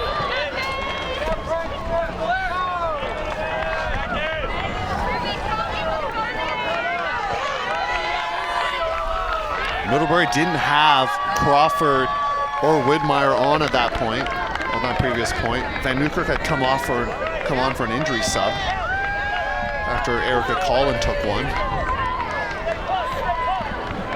So they'll be a little bit more rested as they continue to go in this matchup, and that's the thing with a game like this, you have to play your stars, but at some point they're gonna have to take a rest. They chose that point in particular after getting a hold and then a break to try to rest their stars for a little bit. You can see the energy unrelenting from the Middlebury sideline though. The fans, the parents, the crowd, these are the semifinals. This is the big show. This is what they have worked all year to arrive at this moment. These are two fantastic teams duking it out, and this has been one heck of a game.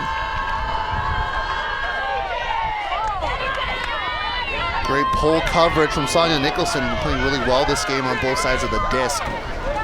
Now in the hands of Salisbury.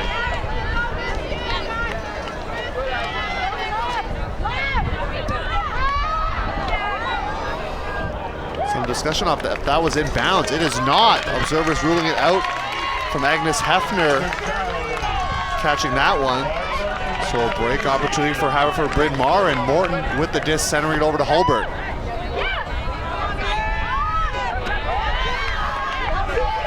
Celia Nicholson now. Stands haven't hit the turf. Saving that possession for the Sneetches. Morton going all the way around for the reset. You can see the mark really trying to take away that no around, and gonna have to make a throw that Costanza almost grabs after it was batted by Salisbury. Very dangerous throw there.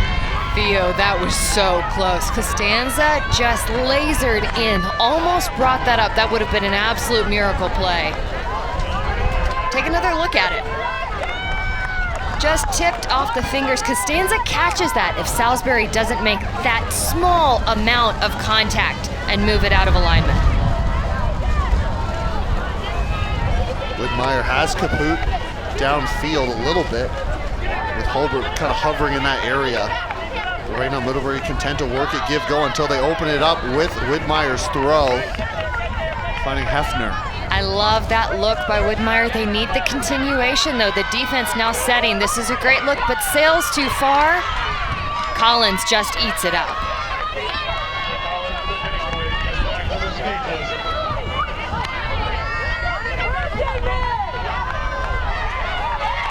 Heimrich working against Liz Crawford. Red zone territory. Chance to take that three-point lead back once again. Morton trying to look for Sonia Nicholson, but it is dropped in the end zone. Couldn't survive the ground contact.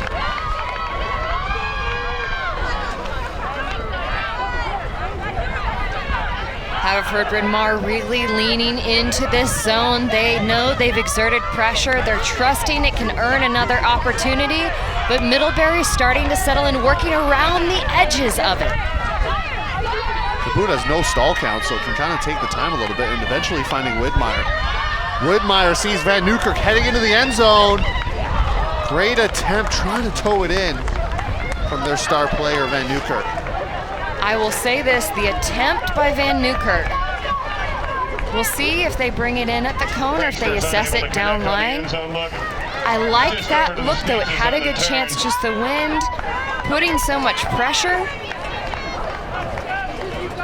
Oh, so they will bring it all the way up the field. That is brutal. Lucy Van Newkirk really putting it all on the line. Short field here for Haverford, Bryn Mawr. Basically just at around midfield for the Sneetches. Holbert looking deep. Colin is there. Makes the grab with the right hand. Sonia Nicholson bursting up the line. And the three-point lead is restored.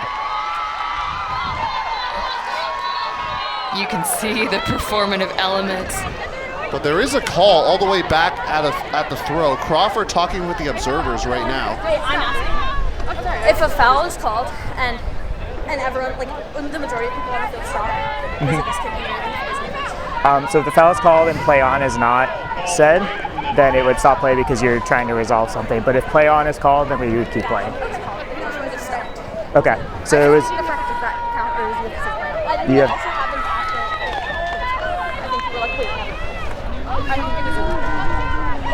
So you called foul? I called the foul. Correct. And Okay. it said didn't affect. I believe that it was in the air. Right, because it went that way down there. Yes. Yeah. Without a play on, you're still kind of technically calling the foul. So it would just be down where they are with the disc. Stop disc down there. Oh, okay. So it stayed. Even if I think the play on happened once the disc was, like it was like we watched it. Right. We watched it go up, and then it was like, wait, never mind. Without the play on call, technically the foul is being called, right? So it would stop play at that point in time to resolve whatever the call is, which could then be a retraction, but it still stops play at that point in time. Yeah. So it stops play wherever the disc, like the continuation of the disc, and then you were like, okay, this fell. Did it happen before? Did it happen before the throw, or when the disc was in the air? Before, because you were cutting for reset, and then you called foul. Right. Okay. I don't remember when the Okay. We weren't involved in the play. But if it happened before the initial throw goes up, then it would come back to that point in time. So it would come back here. If the call happened while the disc was in the air, it would stay there. So if we're saying that the call happened back here, then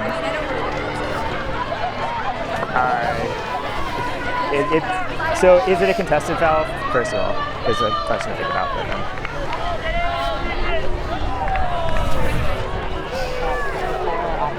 You know, we saw this in the Elon versus Oklahoma Christian game where one team knows the rules inside and out. I think this is an excellent citation of the rules by Crawford, recognizing that the foul was called, that it stopped play, that it comes back.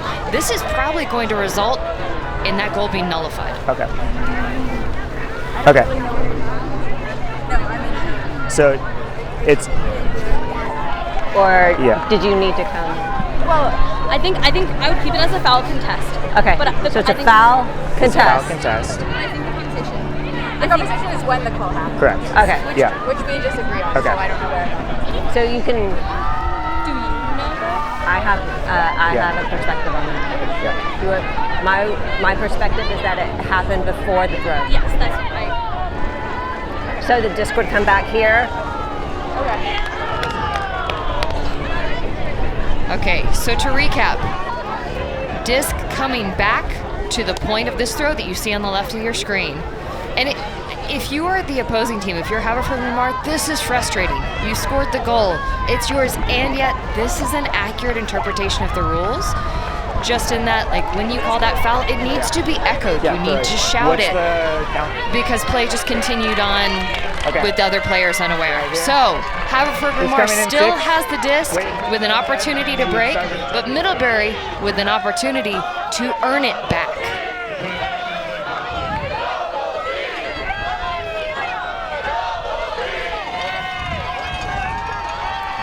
Holbert going to the deep space, looking for call and couldn't make the grab, upset with herself a little bit.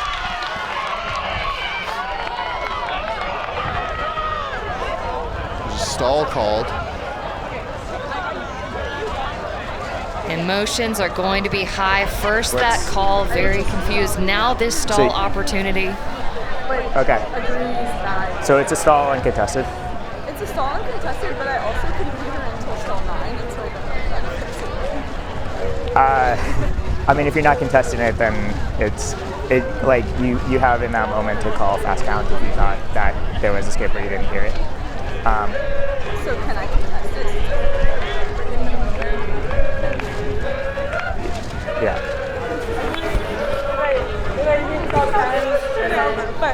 Yeah. So it's a stall uncontested. In the moment the player is saying they didn't hear it until stall 9. The stall came in at 7 and I didn't hear it until like 9. And so I understand that she got it but I also couldn't hear it until stall 9. So I don't know if that works. Well, so then you don't know if it's a fast count, so you can't call what you don't know. Okay, so it's a time. It would be a stall here.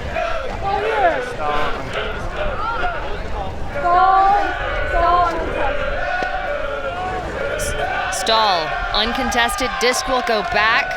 Middlebury won't be pinned at the corner of their end zone, but they will have to go back to where they were. The emotions are higher, right?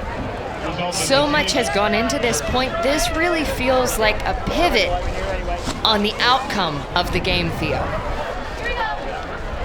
A pretty pinnacle point it feels like, because you could go up 3 if you're Haverford Bryn Mawr and really stick it to them with kind of the way things have been going. We heard the Jeopardy theme song from some of the fans in the background. That was fun, as a bunch of calls on this point right now. Widmeyer going around, finds Salisbury. Now over to Van Newkirk. Widmeyer power position, but Morton snatches it with 2 hands. I loved that move by Widmeyer to get power position, but just not enough to fight through the wind to get it into the end zone. Another big break opportunity here for Haverford Bryn Mawr. Holbert has it, and Costanza jogging a little bit into the deep space. You can see legs getting tired for both sides. This has been one of the longer points of the second half.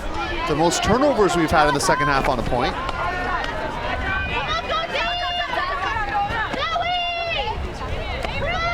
Holbert as Heinrich entering the deep space. We'll look into that direction, but Costanza is there and gets the break. A 3-point lead now officially restored.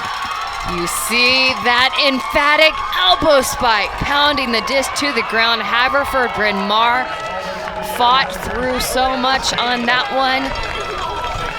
Theo, it starts to feel like that point seals up the game. Not that Middlebury doesn't have the juice. They absolutely have the gas. But Haverford Bryn Mawr showing that line after line after line, they've rested their top players a little bit more, and they're still executing. You see perhaps the advantage of having a trio of coaches bringing their expertise over. We saw some exacerbated body language from Ella Widmeyer after that point. Just a tough long one that didn't go your direction. See how they respond now. This is a big one. You know, and there's a lot to say for, okay, you made it to the semifinals. Even if you don't make it to the finals, every single point you earn here plays into next year. All of this is important. All of it feeds the algorithm. You can't just stop because you're not there. So breathe, goldfish memory, let it go. Last point was last point, this point is this point. Win this point. I don't think they're thinking about anything other than this next point right now. I don't think you can. You can't think about next year. You can't think about other games. You just got to think about this next point that you have to execute. You still have a timeout in the pocket if you need to use it. So focus right now on scoring this downwind O point, and then we'll go from there. You know what I'd love to see, though? I'd love to see them having a little more fun on the field. Widmeyer looking for Van Newkirk. One throw, score. You know, and that's the way to shake it off. No defense, no pressure, player to player. Are we up to 7 for Widmeyer? 8. Holy buckets. There's some peace and serenity. One pass, one score. Now they get to throw their defense back out there.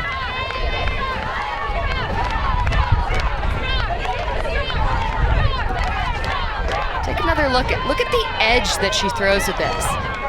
It's nose up, so it just sits down right into Van Newkirk's hands.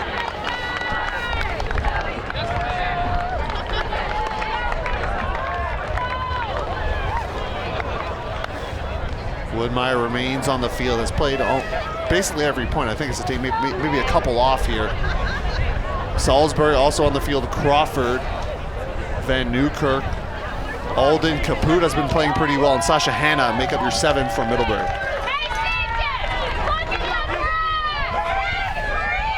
Talk about 8 assists for Widmeyer. 6 of them have hit the hands of Van Newkirk, so there's that lethal combo right there. You can make a highlight film just out of that. Makes you understand why Haverford Bryn Mawr has been exerting so much effort trying to break up the connection between that duo, because when they are hitting it, they are lethal.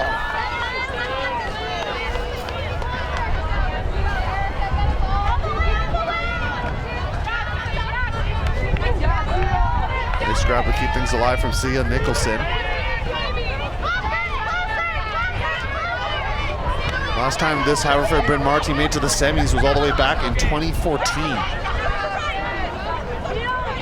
You know, Theo, I really like the way that Haverford Bryn Mawr is running 4 back, really working around the edges of this zone.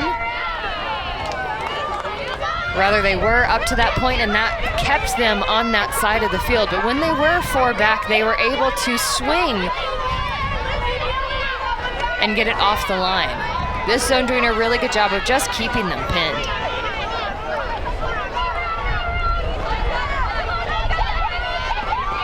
Saving grab, Nicholson to Nicholson connection. That's Sonia to Celia. Now back into the hands of Sonia. I'm sure the siblings are used to playing a little pitch and catch together in the backyard. Colin, very poached right here, and the offense continue to break out. Some confusion on assignments. Costanza gets the goal. Morton the assist.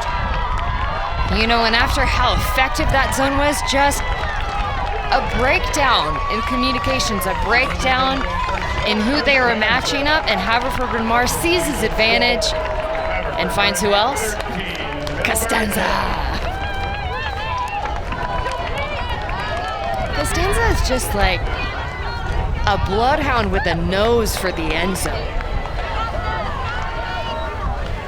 Just wow, and Caput is a fantastic defender who's put a lot of pressure on before, but just the timing and awareness, breaking free, and her team, I feel like, are conditioned to look for that. Just trust that she's going to be open.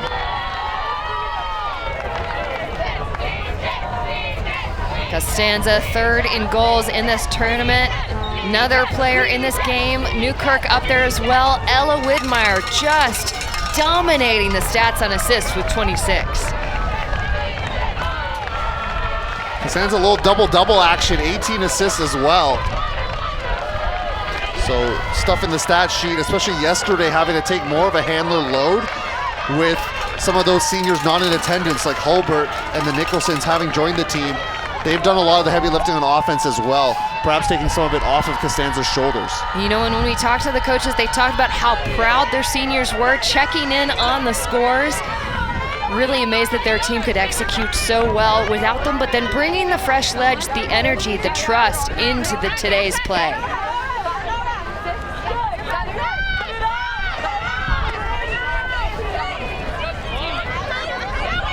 Again, I'd love to see just a short scooper into that space from Widmeyer. She's got Salzburg unmarked. Eventually finds Salisbury through the cup. Back in the hands of Widmeyer. Widmeyer pointing, looking perhaps for Van Newkirk. This throw, Hank Costanza trying to get the block and will do so into a bevy of fans. They're athletes, they can catch it, right, Theo? I think some of them tried to. I don't know if they were successful, but. And I think you see there, yes, trust play, but also just a little bit of frustration, not able to get it off that line, getting through, but then that throw out to space, not a great angle. I would have loved to see another look.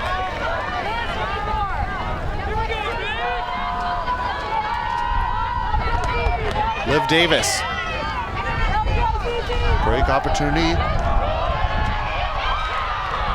A lot of physicality once again, but retains possession is Sonia Nicholson. Seen a couple yellow cards already in this contest. Interesting too in that it's been such a spirited match. Like, I think no real chippiness that I'm seeing either way, and you saw that kind of with Sonia Newkirk and Kaput, just a willingness to play physical, shake it off, and just continue to fight on. I like that when it's mutual. Kind of a mutual respect, as we've talked about, as that disc evades the right hand of Salisbury.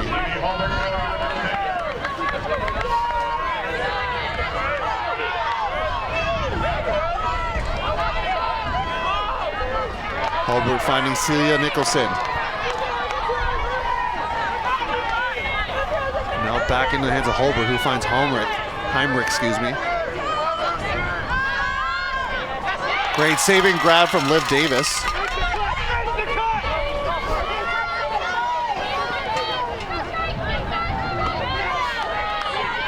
Holbert keeping things along to the break side. This is a break opportunity for the Sneetches. 2 points away from their first ever finals berth. Constanza going crossfield looking for Davis!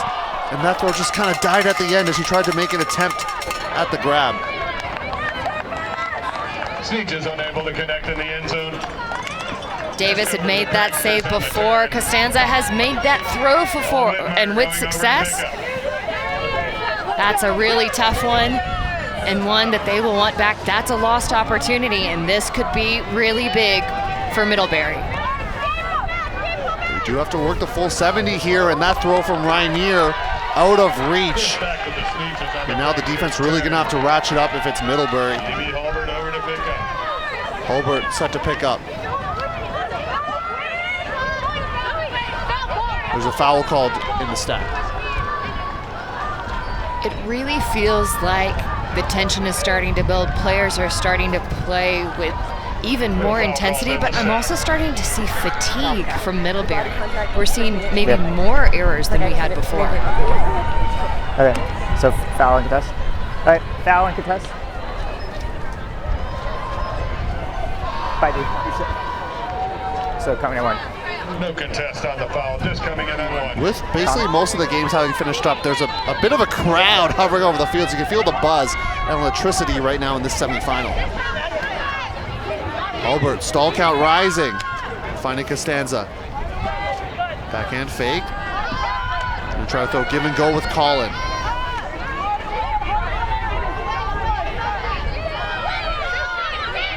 Holbert working against Hefner, going around, trying to find Davis, but not there. That throw again, one that worked for them earlier this game, but when the stakes rise, things that were working sometimes don't. Having to fight through it right now.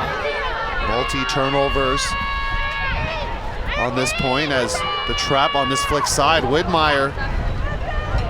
Stall count rising, I like this mark. Almost connected with Newkirk. I would have loved to see something more downfield. They need to send it. Van Newkirk there had a play on it, but maybe just should have run for the end zone.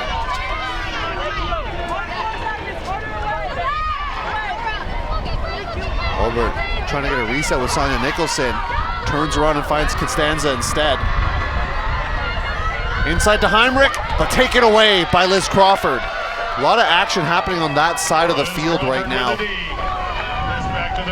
Middlebury not able to really move the disc past midfield on the last few possessions. Another look at this. Costanza wanted the inside lane. Crawford just pounced on it. In their own end zone, they've already given up a Callahan in this game. I like the shot from Widmeyer. And Kaput is there. Kaput has made some big plays. I love this out to space. They've got numbers going for the fast break. Hafner looks to reset. Defense now caught up. Two-hand strong there with the reset too. Widmeyer looking for Van Newkirk. Who else?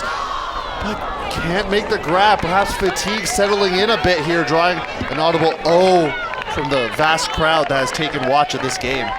Van Newkirk was all alone, but you could see the just sheer number of points adding up.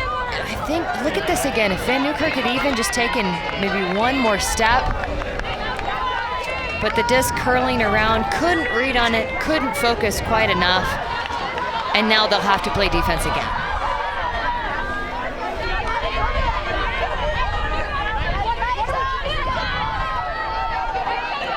Davis stacks it, but there is a call. You can see Rainier's hands indicating that. Davis has gone down a couple times on this point.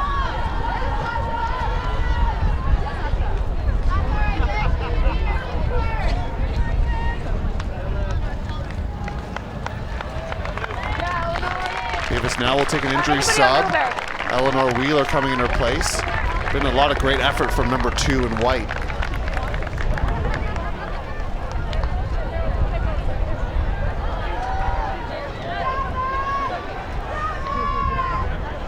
Interesting, so it looks like no one on Middlebury will take a sub. Everyone feeling like they want this point. Do you like that move? Because sometimes you want perhaps fresh legs on the field, no? You know, and that's a choice. Like, my question with what just happened, does Van Newkirk need a sub? You know, but sometimes it's that, like, I want this point and that wins. So which is stronger, the willpower or the body? Good question. That's what both teams are trying to figure out right now. 3-point advantage right for this Sneetches group. Celia Nicholson resetting to Morton. Excuse me, that's Sonia Nicholson.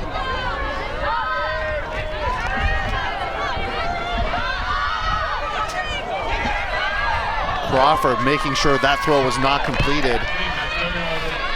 Sonia Nicholson almost there to save it. Full turnover for both sides now on this point.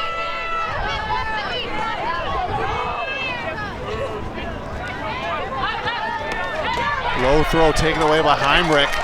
Van Newkirk putting the body on the line throughout this contest. Van Newkirk, however, also didn't run out that point. Again, I kind of leaned towards maybe needed that sub, but wants to be on. Feels like she's the best person for this point. Wheeler, a little shimmy shake. Resetting to Holbert. Tensions continuing to rise in the semifinal as the Sneetches looking for a second straight point. Crawford doesn't catch it. Excuse me, that's Widmeyer, and instead the Sneetches retain possession. Collin reads it. Less than 10 yards away. You can feel the frantic energy, looking for a reset, stall count rising. Collin putting it out with Costanza. Clap catch for the score and break. And off the field, there's a call. There's a call. At the throw. Stall was called. Looks like the stall call is being contested.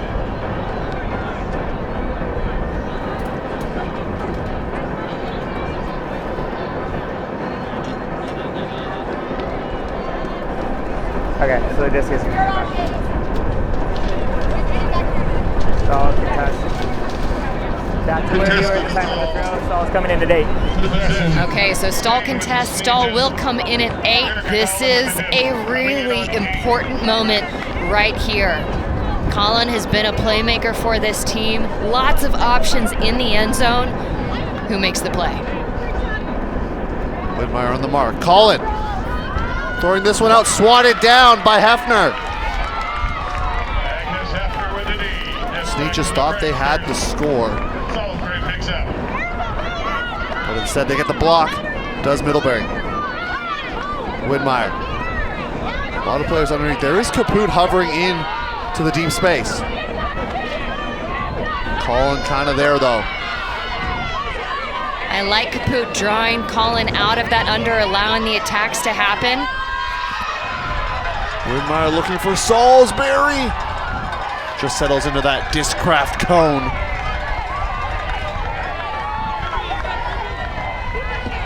A little bit of frustration there from Widmeyer. It was a good cut. Salisbury has relatively fresh legs.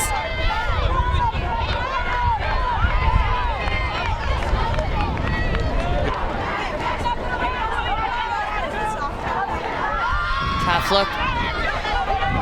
Bouncing, almost caught again. We saw that earlier. The Haverford Bryn Mawr got that kind of catch. We have seen some absolute circus catches today, this game included. Got to keep your head in it regardless. Saving with the left hand, Van Newkirk saying, I still got gas in the tank right now. Widmeyer up the line, great. There was some physical defense from Costanza. But Widmeyer up to the task. Van Newkirk. It's not going to be to her. Instead, it's to Kaput. When Widmeyer has needed an outlet, Kaput has risen to the task.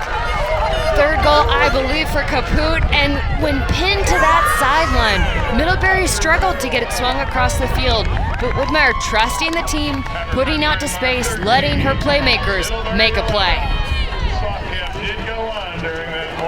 Middlebury has one timeout left. Do they use it here, or perhaps they're going to try to get a break first and then call it?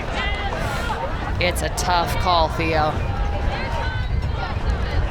They're in soft cack. This point had so many ups and downs, an absolute roller coaster. Opportunities. Middlebury could have ended it many times ago. There's one of the circus catches we talked about. Once again, the score reset. Haverford Bryn Mawr 13, Middlebury 11. And look at this look. Just out to space, Kaput with a nose for the corners, able to find that space, hone in on it. The touch from Widmeyer. We've seen some pretty incredible throws, and yet another assist. That's 9. 9 of the 11 have been assisted by Ella Widmeyer.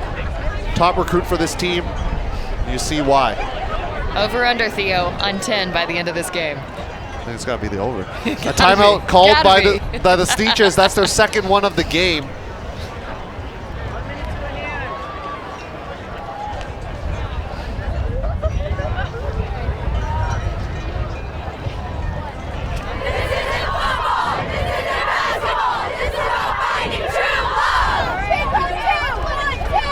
Game to 14, and you hear the passion Middlebury saying, this isn't football, this isn't basketball, this is about true love.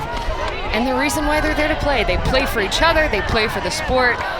They will not go quietly into the night. No hard cap. We got to make that very clear to you at home. This is a game to 14. You got to score the 14th point to win. Who's been to a tournament and they've seen the final point scored by the team that doesn't end up winning the game? That's not going to happen here in the semifinals. The crowd is pumped up, and we're ready to go. 13-11 the score line. You see the cheering continue to build for this Middlebury side as they attempt to make a big comeback.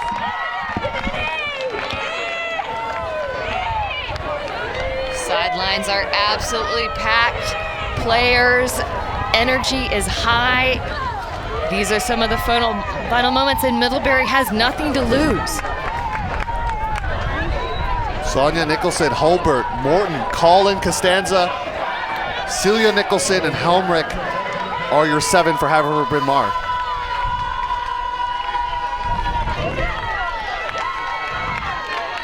Alden, Rainier, Crawford, Hannah, Widmeyer, Kaput, and Van Newkirk are the defensive 7 for Middlebury. Zone look here from the team in dark. Need to score 3 straight to book a spot into the final.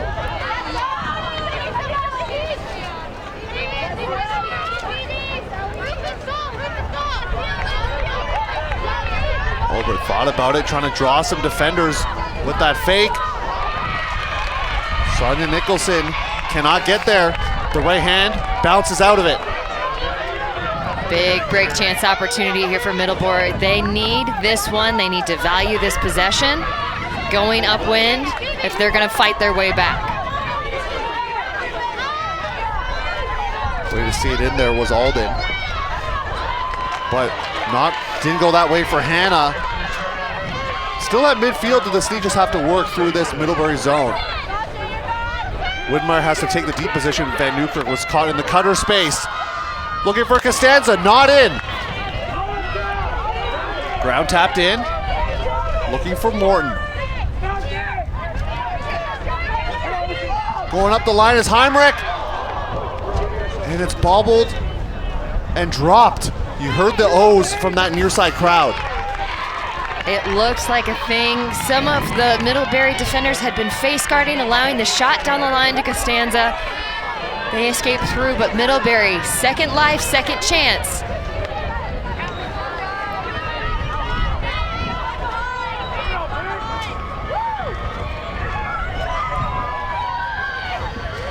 If you're a fan of the underdog, you're cheering for Middlebury right here. Haverford, Bryn Mawr, though, could put it away. Before or after? Before the throw. Before the throw. So coming. I would say underdog by seed, but certainly Middlebury having that matchup advantage in the past. So 2 different storylines to get here to this spot. Callahan country, and a throw that hits the turf. Haverford, Bryn Mawr, chance to score to win. It's a game to 14. Hey.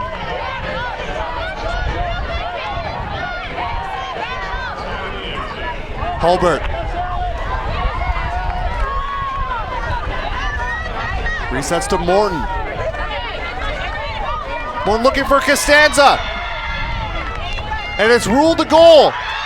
For the first time in program history, the Haverford Bryn Mawr Sneetches are headed to the final. They broke the history line. The Monkeys off the back. What a performance, top to bottom, by Haverford Bryn Mawr. First win in the history of these 2 programs going up against each other. Middlebury had owned this matchup. 3-0 up to this point, but now Haverford Bryn Mawr can notch one in the column for victory. Notch one in the column, into the finals for the first time. You witness history, folks. What a battle.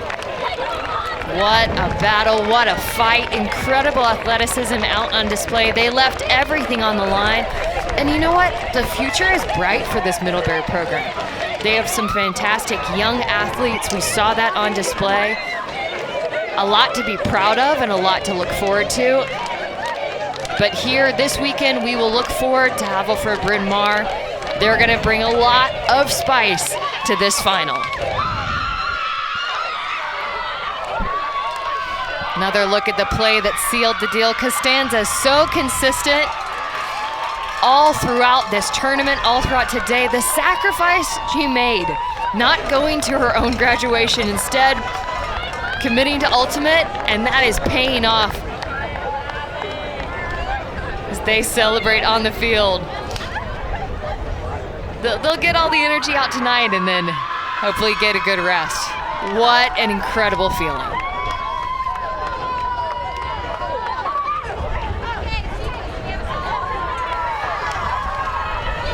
The crowd that was here at Fieldside treated to such a great matchup. And a battle that goes the way of the Sneetches. The 2nd seed overall headed to the final for the first time ever.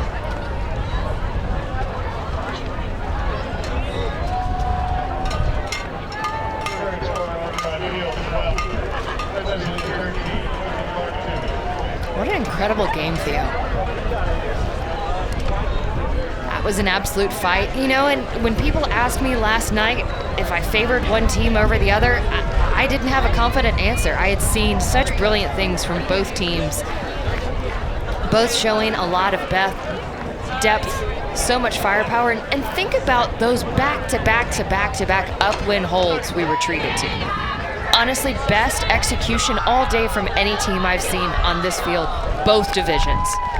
To be able to hold that with all the fans that were here, the different pressures that were coming, just a testament to these young athletes out here. And we're joined by one of those star players, Zoe Costanza. Zoe, thank you for joining us. Thanks. You're headed to the final. Take a breath. Tell us how you feel right now. Just so excited. So proud of our team and all the hard work we've been putting in.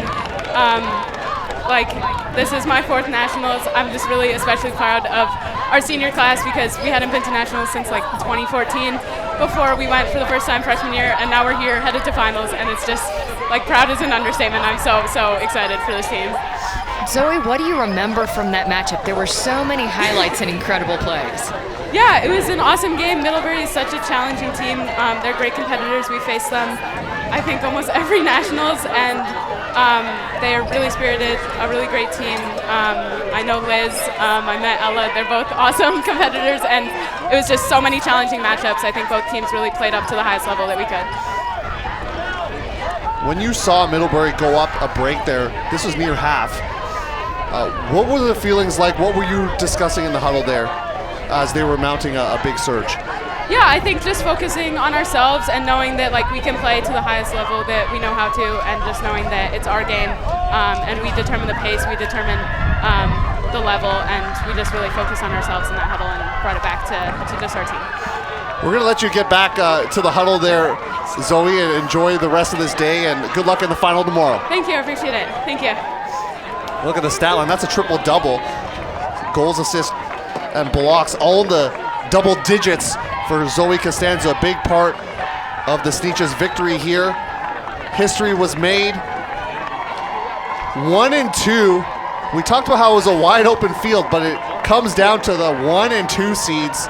Wesleyan with a very commanding performance, 15-2 over the upstart 11-seed Lewis and Clark Artemis team. And now it's going to be Haverford, Bryn Mawr, Wesleyan in the final tomorrow. You love to see it. Dominant performances from both our top seeds. As our dear friend Keith Rayner would say, it chalk so far, but we didn't know that coming in. There's definitely been some surprises. Incredible performance, so many athletic moments. We're loving it here at D3 Nationals. This was a battle throughout, both teams showing grit as they continue to battle for that illustrious finals berth. On this day, it's the Sneetches who come out on top, making program history, knowing they're entering a spot that they haven't been before. They take down Middlebury, head to the final. They win 14-11.